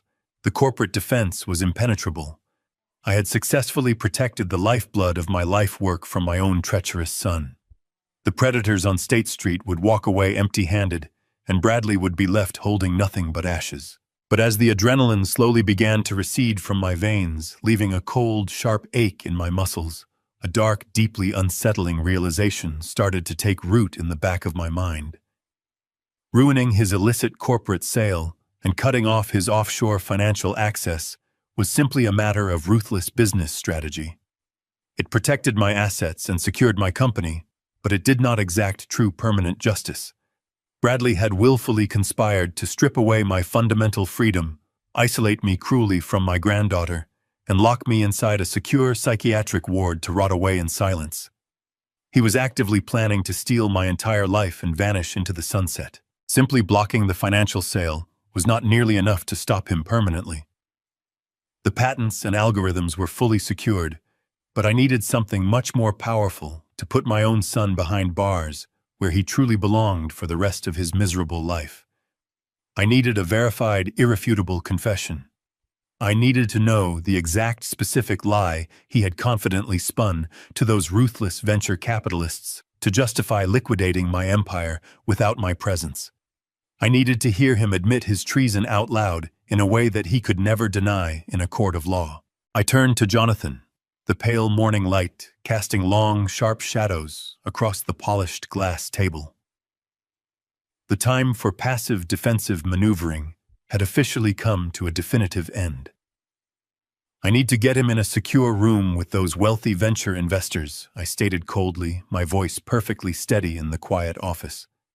"I need to stand quietly in the shadows and carefully listen to him hang himself with his very own words. I need a full confession to completely destroy his false empire once and for all." Jonathan did not hesitate. He understood perfectly that my demand was not driven by emotional vengeance, but by the absolute necessity of complete legal destruction. He reached across his massive desk and pressed a single button on his secure intercom system. He instructed his security liaison to bring up the asset. Less than 5 minutes later, the heavy oak door of the conference room clicked open. A man stepped into the room. He was dressed in a gray suit that made him practically invisible. This was Marcus Jonathan's lead private investigator, a former federal operative who specialized in deep corporate espionage and invisible asset retrieval. Marcus did not offer a polite greeting. He simply walked to the table and placed a matte black flash drive precisely in front of me. The private investigator looked at me with an expression of unwavering professional respect. He explained that when Jonathan had first detected the massive unauthorized wire transfer to the escrow account, he had immediately dispatched a covert surveillance team to the Ritz-Carlton Hotel. They knew the ballroom was booked for a luxury event, but they needed to know exactly what was being discussed behind closed doors. Marcus detailed how one of his most experienced undercover operatives had successfully infiltrated the luxury catering staff. While serving champagne and passing expensive hors d'oeuvres, the operative had managed to slip a military-grade listening device under the heavy mahogany table in the primary VIP lounge adjacent to the main ballroom. That specific lounge had been strictly reserved for Bradley and the senior partners of the State Street venture capital firm. The encrypted flash drive contained the raw, completely unedited audio recording of their intensely private, premature pre-sale celebration. I slowly picked up the small black flash drive from the table. It felt incredibly unnaturally heavy in my trembling palm, like a piece of solid lead containing the final undeniable proof of my family's total annihilation. I thanked Jonathan and Marcus for their flawless execution and walked out of the law firm as the morning sun finally broke over the horizon. I drove the sedan back to my sprawling, painfully silent suburban estate.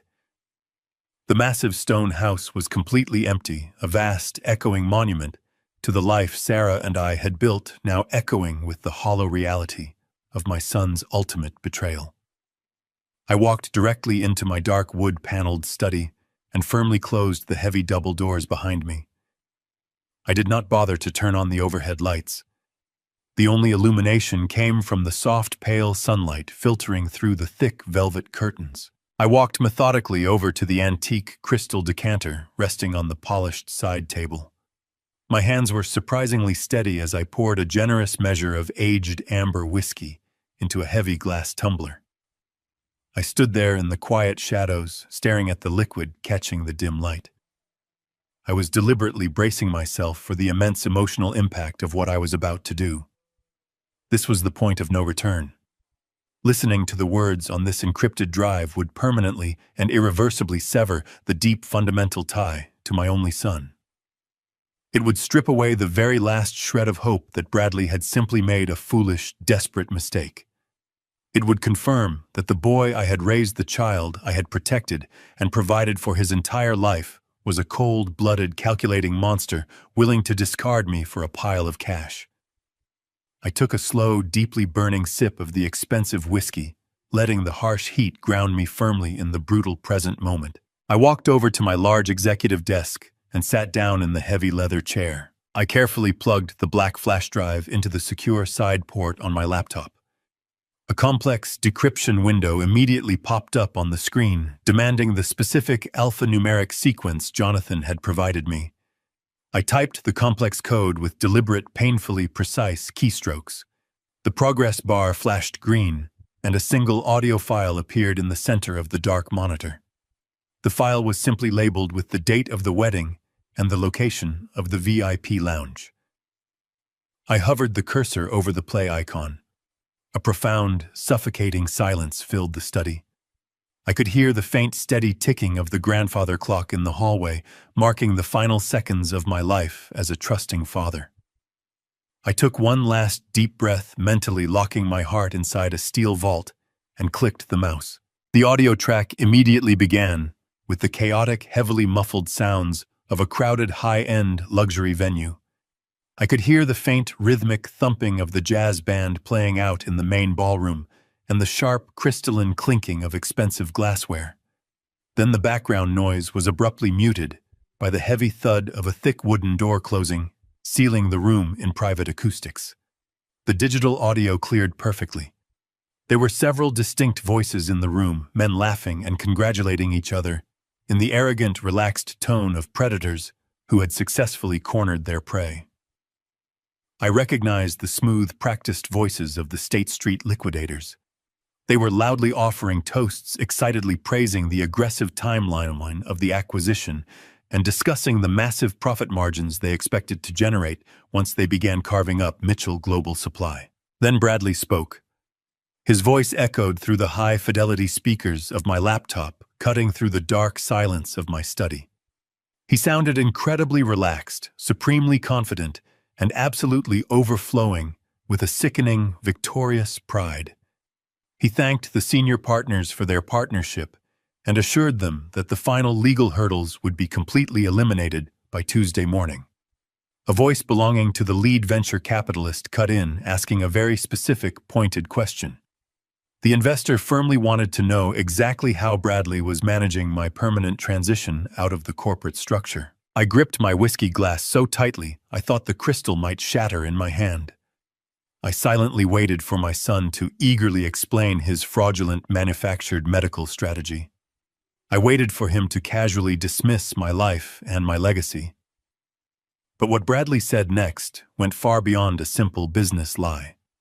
His response was so meticulously cruel, so deeply soaked in calculated malice, that it made the blood freeze entirely in my veins. Bradley let out a soft, dismissive chuckle. "You do not need to worry about the old man," he told the room of greedy investors, his tone dropping into a sinister, mocking whisper. "He is completely and utterly neutralized. I have been slowly adjusting his daily blood pressure medication for the past 3 months. Nothing immediately lethal, just enough to constantly cause severe disorientation, memory lapses, and chronic physical fatigue. The doctors think it is rapid onset dementia, but it is just chemical compliance. By the time I drop him off at the locked psychiatric ward on Tuesday, his mind will be so completely scrambled, he will not even remember his own name, let alone the access codes to the primary corporate accounts. The entire global empire is finally officially ours, gentlemen." The recording continued to play, the crisp audio capturing every horrifying nuance of my son's voice. He paused, letting the weight of his monstrous revelation settle over the room, before continuing his pitch with absolute chilling confidence.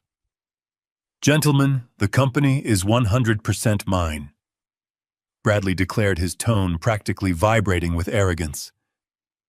"My father, Richard, has late-stage Alzheimer's. He is completely unhinged. Next Tuesday, I have a court order to commit him to a closed psychiatric ward. You can sign the buyout safely. The old man will be locked away in a padded room." The words slammed into the quiet atmosphere of my study like a physical blow. I stopped breathing. The glass of whiskey in my hand remained perfectly still as my mind struggled to fully process the sheer, unadulterated evil echoing from the laptop speakers. The horror of the betrayal had finally reached its absolute, terrifying peak. Bradley was not merely plotting to steal my life savings or execute a hostile takeover of Mitchell Global Supply.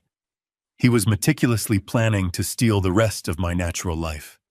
He intended to strip away my fundamental human rights, erase my personal autonomy, and throw me into a mental asylum where I would be left to decay in total isolation.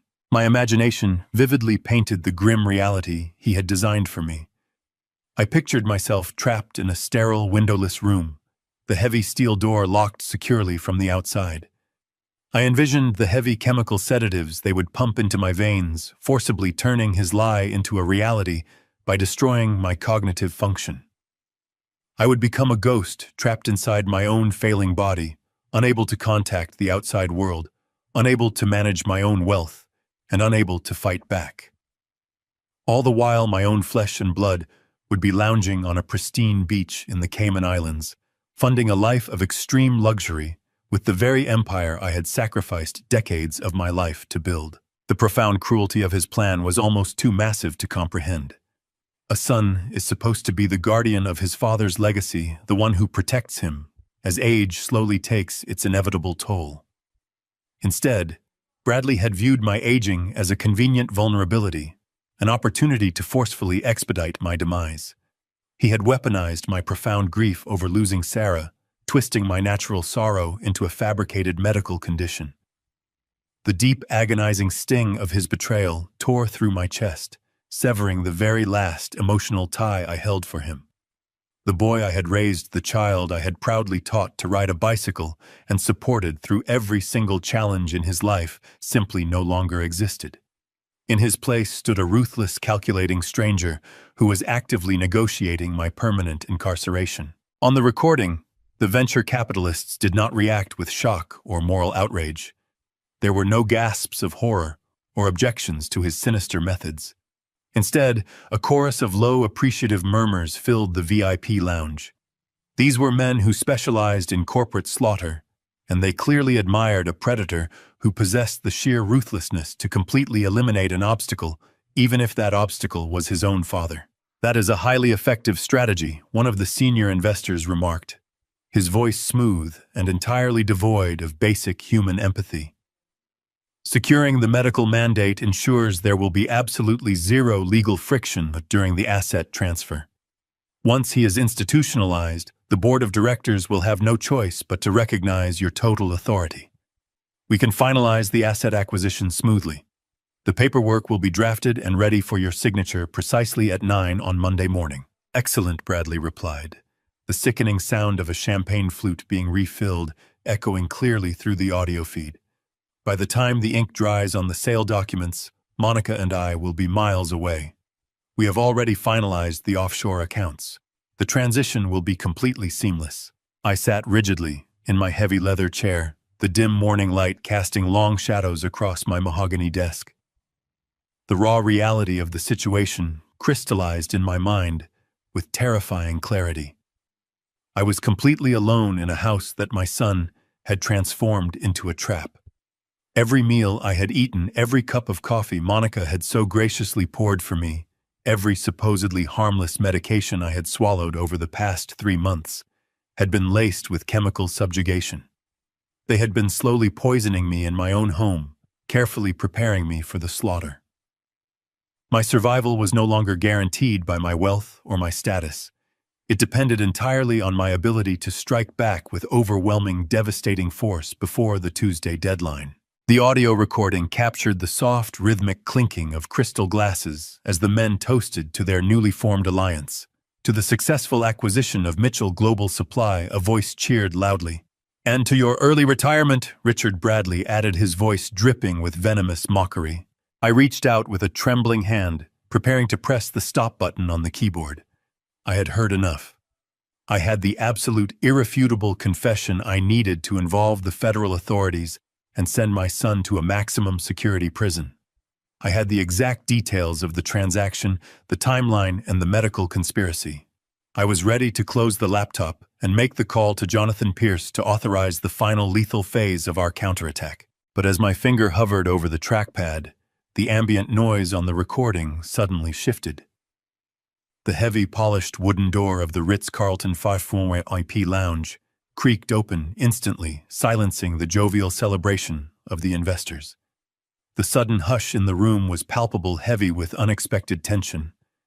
Bradley, a delicate, familiar voice called out, cutting sharply through the stale air of the lounge. The sound made the blood freeze solidly in my veins. It was a voice I recognized instantly. A voice that had always brought me immense joy and comfort.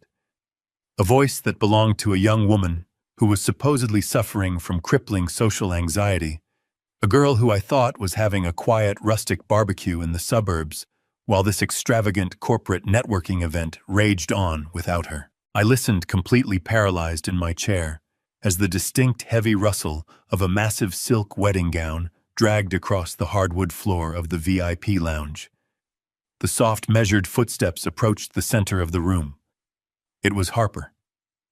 My innocent, beloved granddaughter had just walked directly into the private den of corporate wolves.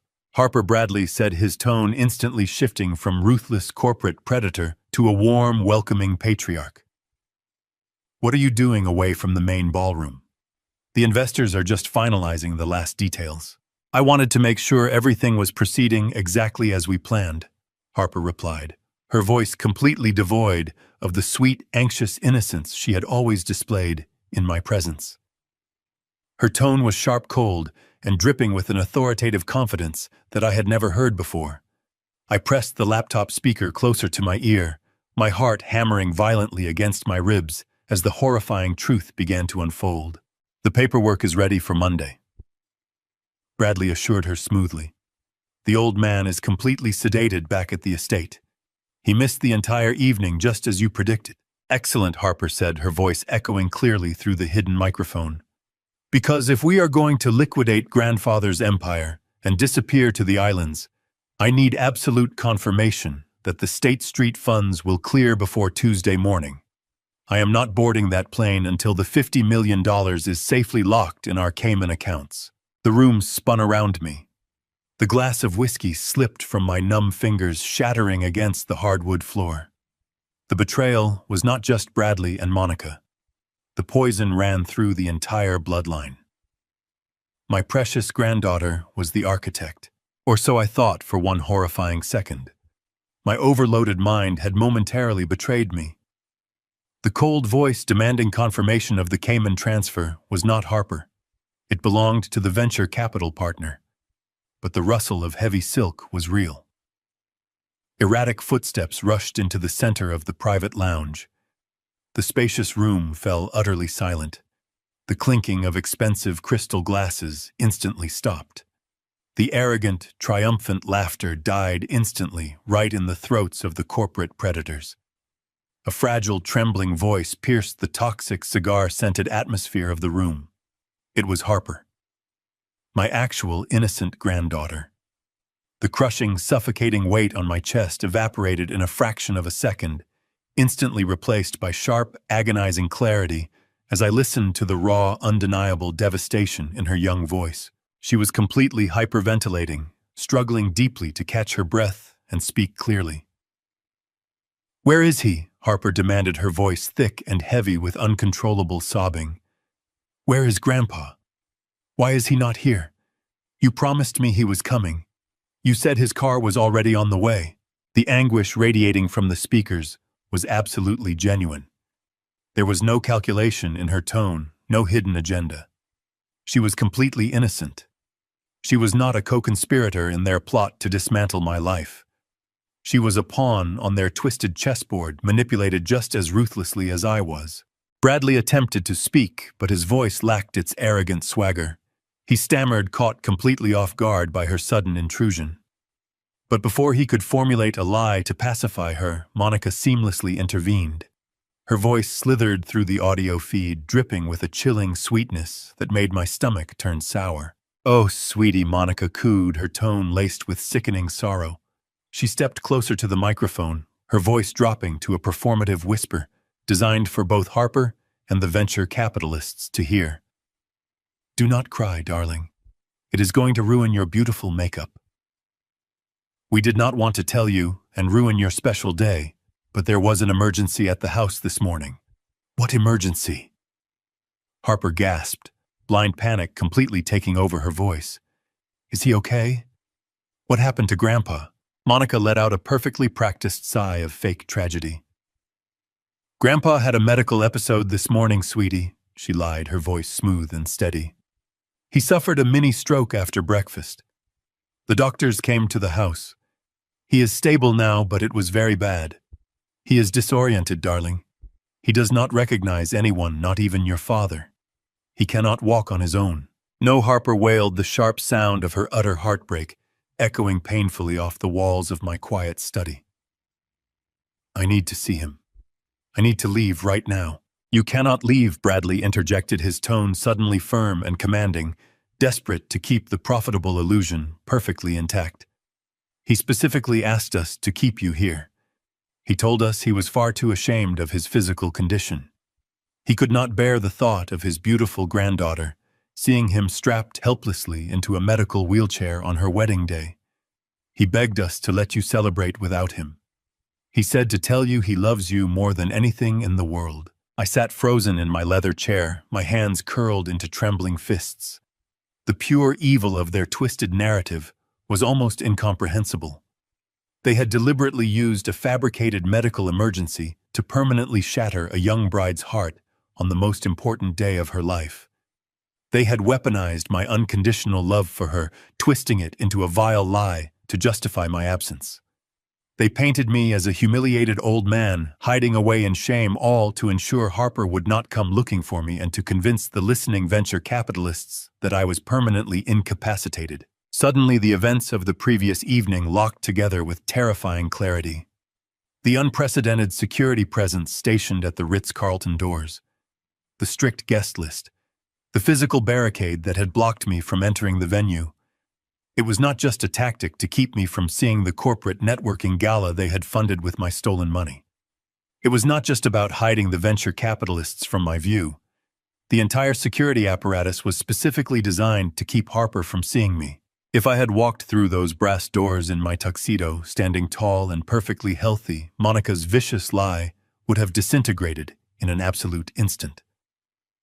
Harper would have immediately seen, that I was not confined to a wheelchair. She would have seen that I had not suffered a stroke and that I recognized everyone. The entire fabricated narrative of my cognitive decline would have been completely obliterated in front of the exact investors Bradley was trying to court. They had to keep me out, and they had to keep her inside, isolated by their web of emotional manipulation. They were playing a high-stakes psychological game, utilizing my granddaughter's genuine grief as a prop to finalize the hostile takeover of Mitchell Global Supply. On the recording, Monica continued to comfort Harper, murmuring soothing lies, while gently guiding her out of the VIP lounge and back toward the main reception.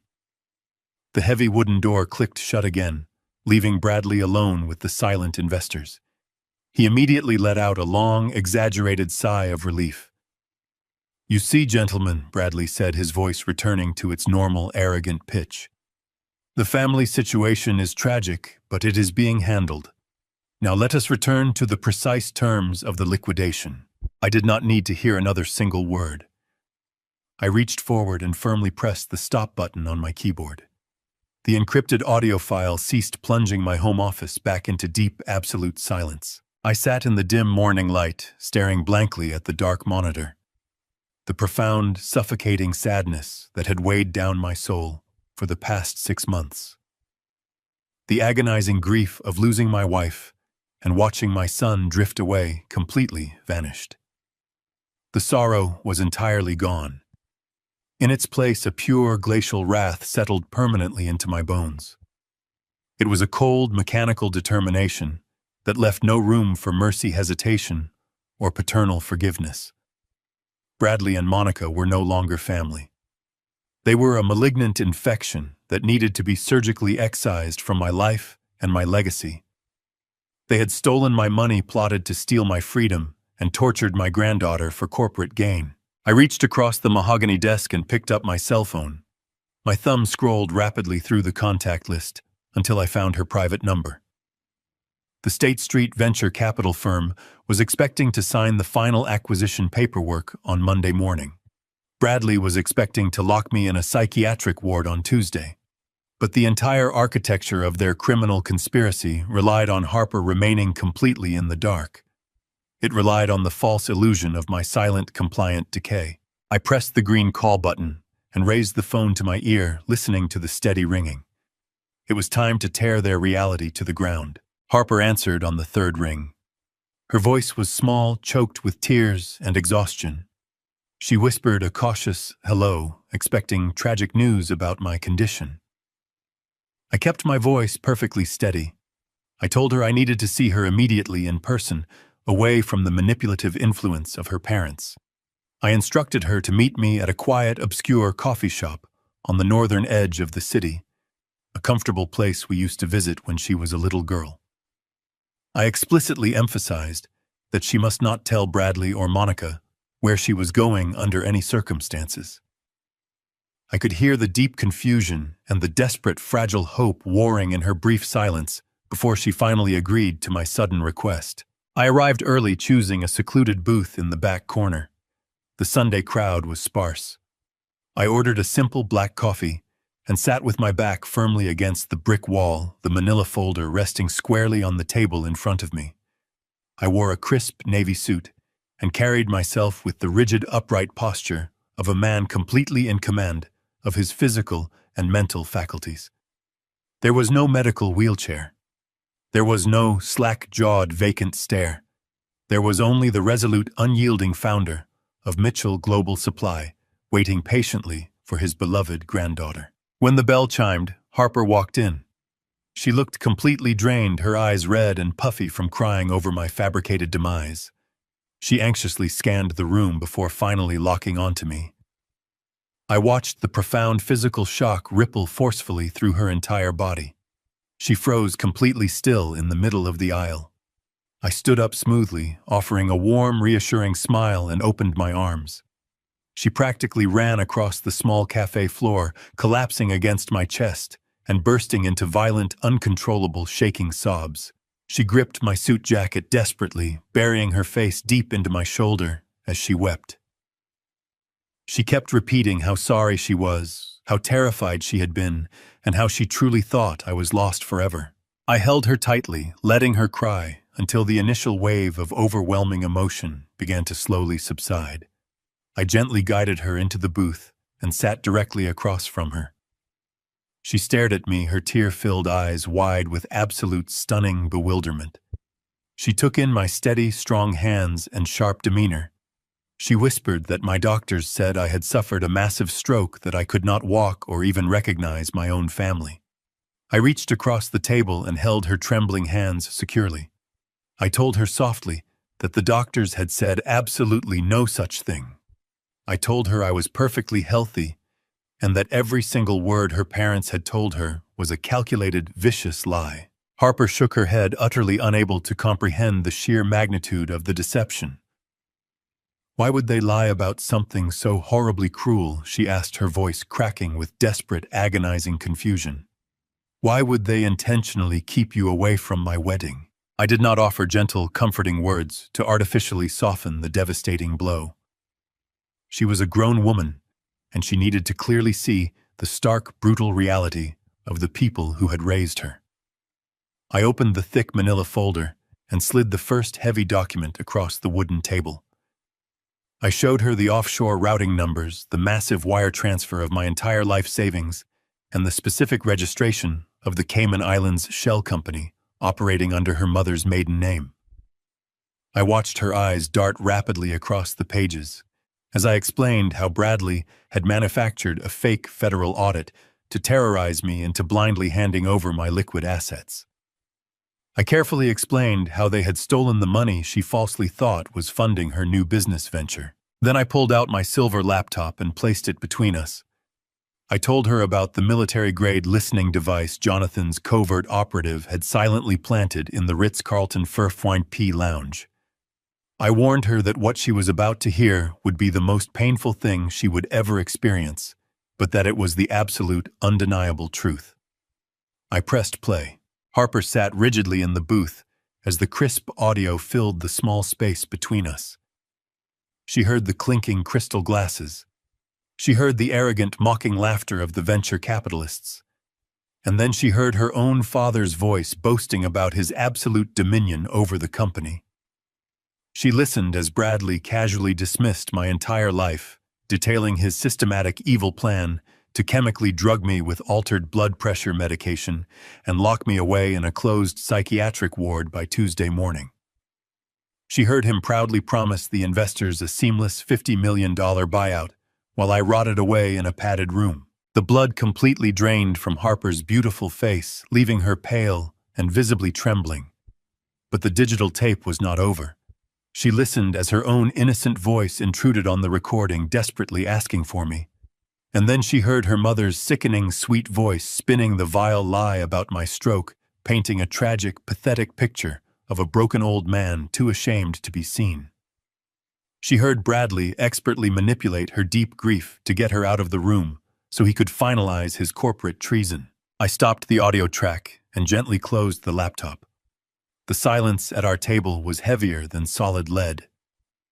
Harper stared blankly at the dark screen, her chest heaving with shallow, highly erratic breaths. Her entire worldview was violently shattering right in front of me. The foundation of love and trust she had built her young life upon was brutally exposed as a rotting, toxic lie. She finally realized the staggering, horrific depth of their depravity. Her beautiful, perfect wedding was nothing but a cheap, extravagant smokescreen. It was a corporate networking gala designed specifically to court the very predators who wanted to butcher her grandfather's legacy. Her parents had used her special day as a glamorous distraction while they attempted to bury me alive and flee the country with a stolen fortune. For several long, agonizing minutes, Harper did not speak a single word. She simply sat there processing the trauma of the ultimate familial betrayal. I watched the profound sadness slowly drain out of her young, tear-stained face.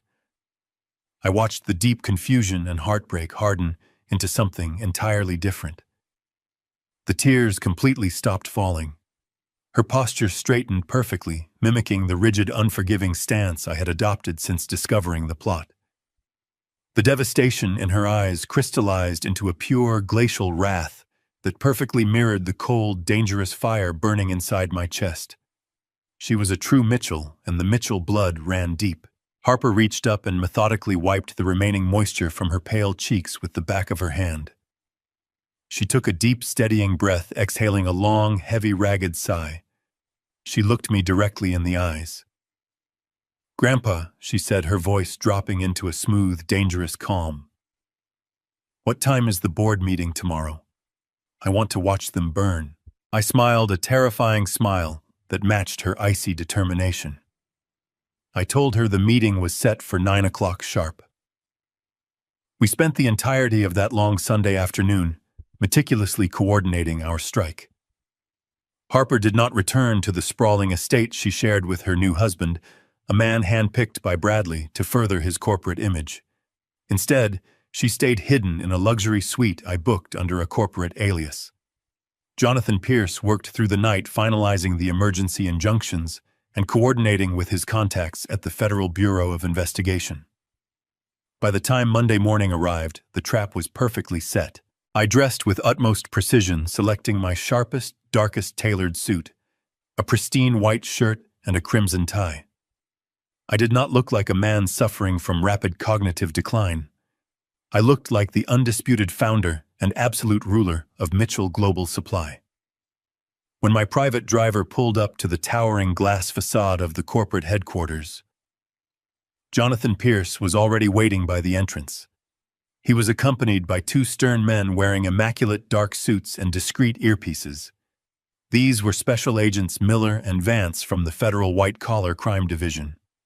They had reviewed the unedited audio recordings and the forged medical documents late last night. They were fully briefed, fully authorized, and ready to execute the warrants. Harper stepped out of the vehicle behind me wearing a sharp, dark blazer that mirrored my own professional armor. There was no trace of the weeping bride from the day before. We bypassed the reception desk and took the private elevator directly to the top floor. The display blinked upward, counting down the final seconds of Bradley's false empire. We stepped out into the plush, carpeted hallway leading to the primary glass boardroom. It was exactly 8:55 in the morning. Through the frosted privacy bands on the glass walls, I could clearly see the silhouettes. Bradley was sitting at the head of the massive mahogany table, a position he had prematurely claimed. Monica was seated right beside him, wearing a triumphant, predatory smile. Scattered along the length of the table were the senior partners from the State Street venture capital firm, the men who had eagerly toasted to my institutionalization just 48 hours prior. Thick portfolios containing the $50 million sale contracts were neatly arranged in front of them.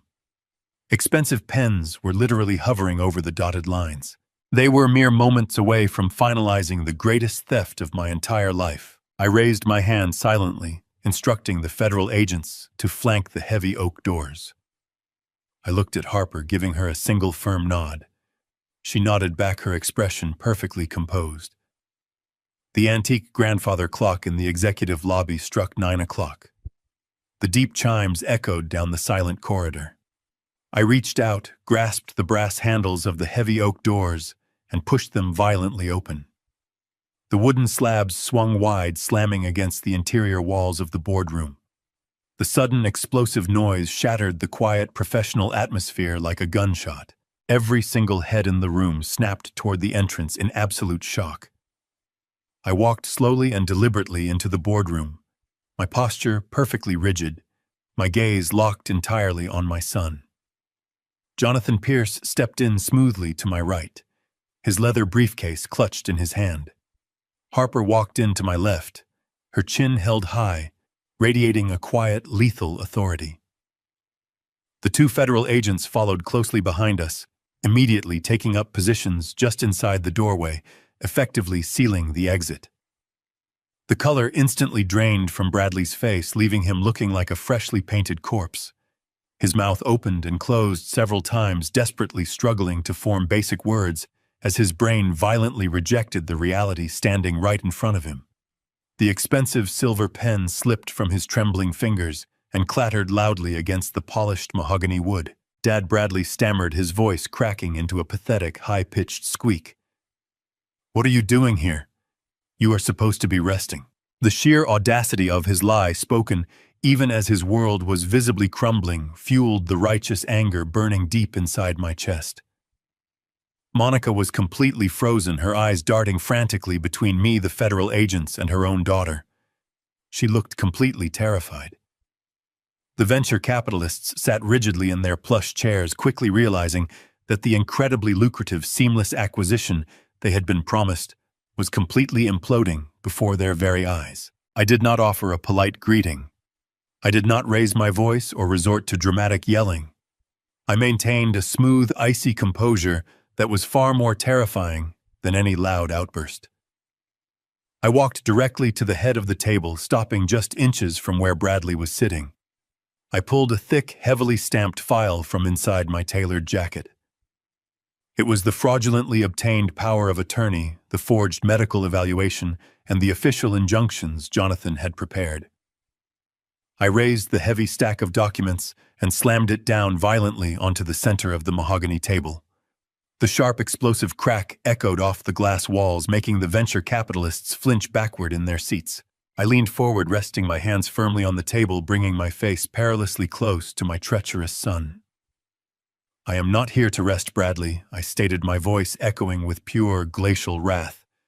"I am here to clean house." I turned my attention briefly toward the stunned venture investors. "I suggest you gentlemen put your pens away immediately," I instructed them, keeping my tone perfectly civil, but laced with unmistakable menace. "The $50 million acquisition you are currently attempting to finalize is based entirely on fraudulent documents, stolen corporate authority, and a malicious conspiracy to commit an elderly man to a psychiatric facility against his will. Furthermore, as of Friday night, Mitchell Global Supply no longer owns a single proprietary algorithm or logistics patent. The digital assets you thought you were purchasing have been legally extracted and secured in a private holding company. You are currently attempting to buy a completely empty, functionally worthless shell." The lead venture capitalist turned a deep shade of crimson, glaring furiously at Bradley, realizing they had been played for absolute fools. Bradley tried to stand up, his hands shaking violently as he looked toward the door. "You cannot do this," he whispered, sweat beading on his forehead. "I am the acting executive. I have the legal authority." Jonathan Pierce stepped forward, opening his briefcase with a sharp click. "You have absolutely nothing," Bradley the lawyer stated coldly. "I am officially serving you with an emergency federal injunction stripping you of all corporate titles effective immediately." Agent Miller stepped forward, pulling a pair of steel handcuffs from his belt. "Bradley Mitchell," the agent announced, his voice booming across the silent room. "You are under arrest for federal wire fraud, corporate embezzlement, and criminal conspiracy. You have the right to remain silent. I strongly suggest you use it." I looked at Harper, who was watching her parents' destruction with an unwavering, tearless gaze. The empire was finally secure, and the trash was being taken out. The lead investor from State Street stared at the heavy mahogany table, his face a mask of absolute fury. He slowly placed his expensive silver pen down next to the unsigned $50 million contract. Jonathan Pierce did not give them a single moment to recover from the shock. He reached into his leather briefcase and extracted a crisp, officially sealed legal document, placing it directly in front of the lad venture capitalist. "I strongly suggest you read the specific addendums regarding intellectual property," Jonathan stated, his voice ringing with absolute unyielding authority. "The company your team spent months evaluating no longer exists in any functional capacity. The Mitchell Global Supply infrastructure is now entirely devoid of its proprietary routing algorithms, its custom supply chain management software, and its massive portfolio of international logistics patents. Every single piece of essential technology required to operate the shipping fleet was legally severed from the primary corporate body on Friday evening. They belong exclusively to Richard. You are looking at a hollow shell consisting of empty warehouses and idle delivery trucks. Bradley promised you a global empire, but he was attempting to sell you an empty cardboard box." The senior investors did not need to hear another word. They were ruthless predators, but they were not fools. They immediately recognized a catastrophic liability when they saw one.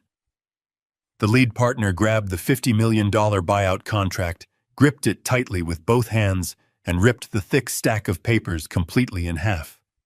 He threw the torn documents directly into Bradley's chest. "You arrogant, stupid boy," the investor hissed, his voice trembling with sheer outrage. "You have wasted our time and completely destroyed your own career in a single morning." The men stood up in perfect unison, grabbing their briefcases, and stormed out of the glass boardroom without a single backward glance, leaving the shattered remains of Bradley's corporate dreams scattered across the floor. Bradley collapsed backward into his heavy leather chair. He looked completely defeated, gasping for air like a fish thrown onto dry land. Monica was shaking violently beside him, her eyes darting toward the exit, desperately searching for an escape that no longer existed.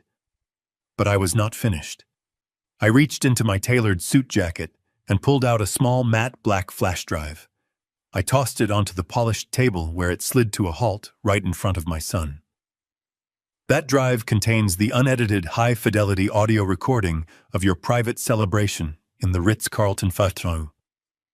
IP lounge, I said, my voice dropping into a smooth glacial whisper. It clearly details your entire manufactured medical strategy. I heard every single word, Bradley. I heard you gloat about tampering with my blood pressure medication. I heard your meticulous, calculated plan to strip away my human rights and abandon me in a closed psychiatric ward. I heard you brag about the offshore accounts in the Cayman Islands. Monica let out a sharp, hysterical scream, covering her face with her hands, as the sheer magnitude of their exposure finally crashed down upon her. The two federal FBI agents who had been standing silently by the heavy oak doors immediately stepped forward into the center of the room. The metallic clink of steel handcuffs echoed sharply through the quiet boardroom. Agent Miller grabbed Bradley by his shoulder, forcing him out of the expensive leather chair and twisting his arms firmly behind his back. "Bradley Mitchell," the agent announced, his voice booming with absolute terrifying finality. "You are under arrest for federal wire fraud, massive corporate embezzlement, and criminal conspiracy. You have the right to remain silent. Anything you say can and will be used against you in a court of law." Bradley began to sob openly, his knees buckling as the cold steel locked tightly around his wrists. He looked absolutely pathetic, stripped of his expensive suits and his arrogant illusions. "Please, Dad," he begged, tears streaming down his pale, sweaty face. "Please stop this. I am your son. We can fix this. I will give everything back." Before I could even respond to his pathetic pleading, Harper stepped forward from the shadows. She walked slowly and deliberately around the massive table, her posture radiating an incredible icy strength. She stopped directly in front of her weeping mother. Monica looked up, her eyes pleading for a shred of sympathy from the daughter she had manipulated so deeply. Harper did not offer a single word of comfort. Instead, she reached up to her ears and unclasped the heavy, sparkling diamond earrings she was wearing. They were the extravagant wedding gift Monica had purchased using the stolen funds from my offshore accounts. Harper dropped the glittering diamonds onto the mahogany table. They landed with a sharp, dismissive clatter right next to the torn contracts. "I am moving in with Grandpa Harper," stated her voice perfectly steady and completely devoid of emotion. "You are absolutely dead to me." The federal agents began dragging Bradley aggressively toward the boardroom exit. He was dragging his feet, desperately fighting against their firm grip, completely overcome by pure, unadulterated panic. His eyes found mine across the long expanse of the polished table. "Dad, please do not do this to me," he wailed, his voice cracking into a high, desperate scream. "Show some mercy. You cannot just lock me out of my own life." I stood tall, buttoning my suit jacket with slow, deliberate precision. I remembered the heavy brass doors of the Ritz-Carlton. I remembered standing on the cold pavement blocked by security guards while my own family celebrated my destruction inside. I looked my son dead in the eye, feeling absolutely nothing but cold, satisfying finality. "You are not on the list, Bradley," I replied, my voice slicing through his hysterical sobbing like a cold, razor-sharp steel blade.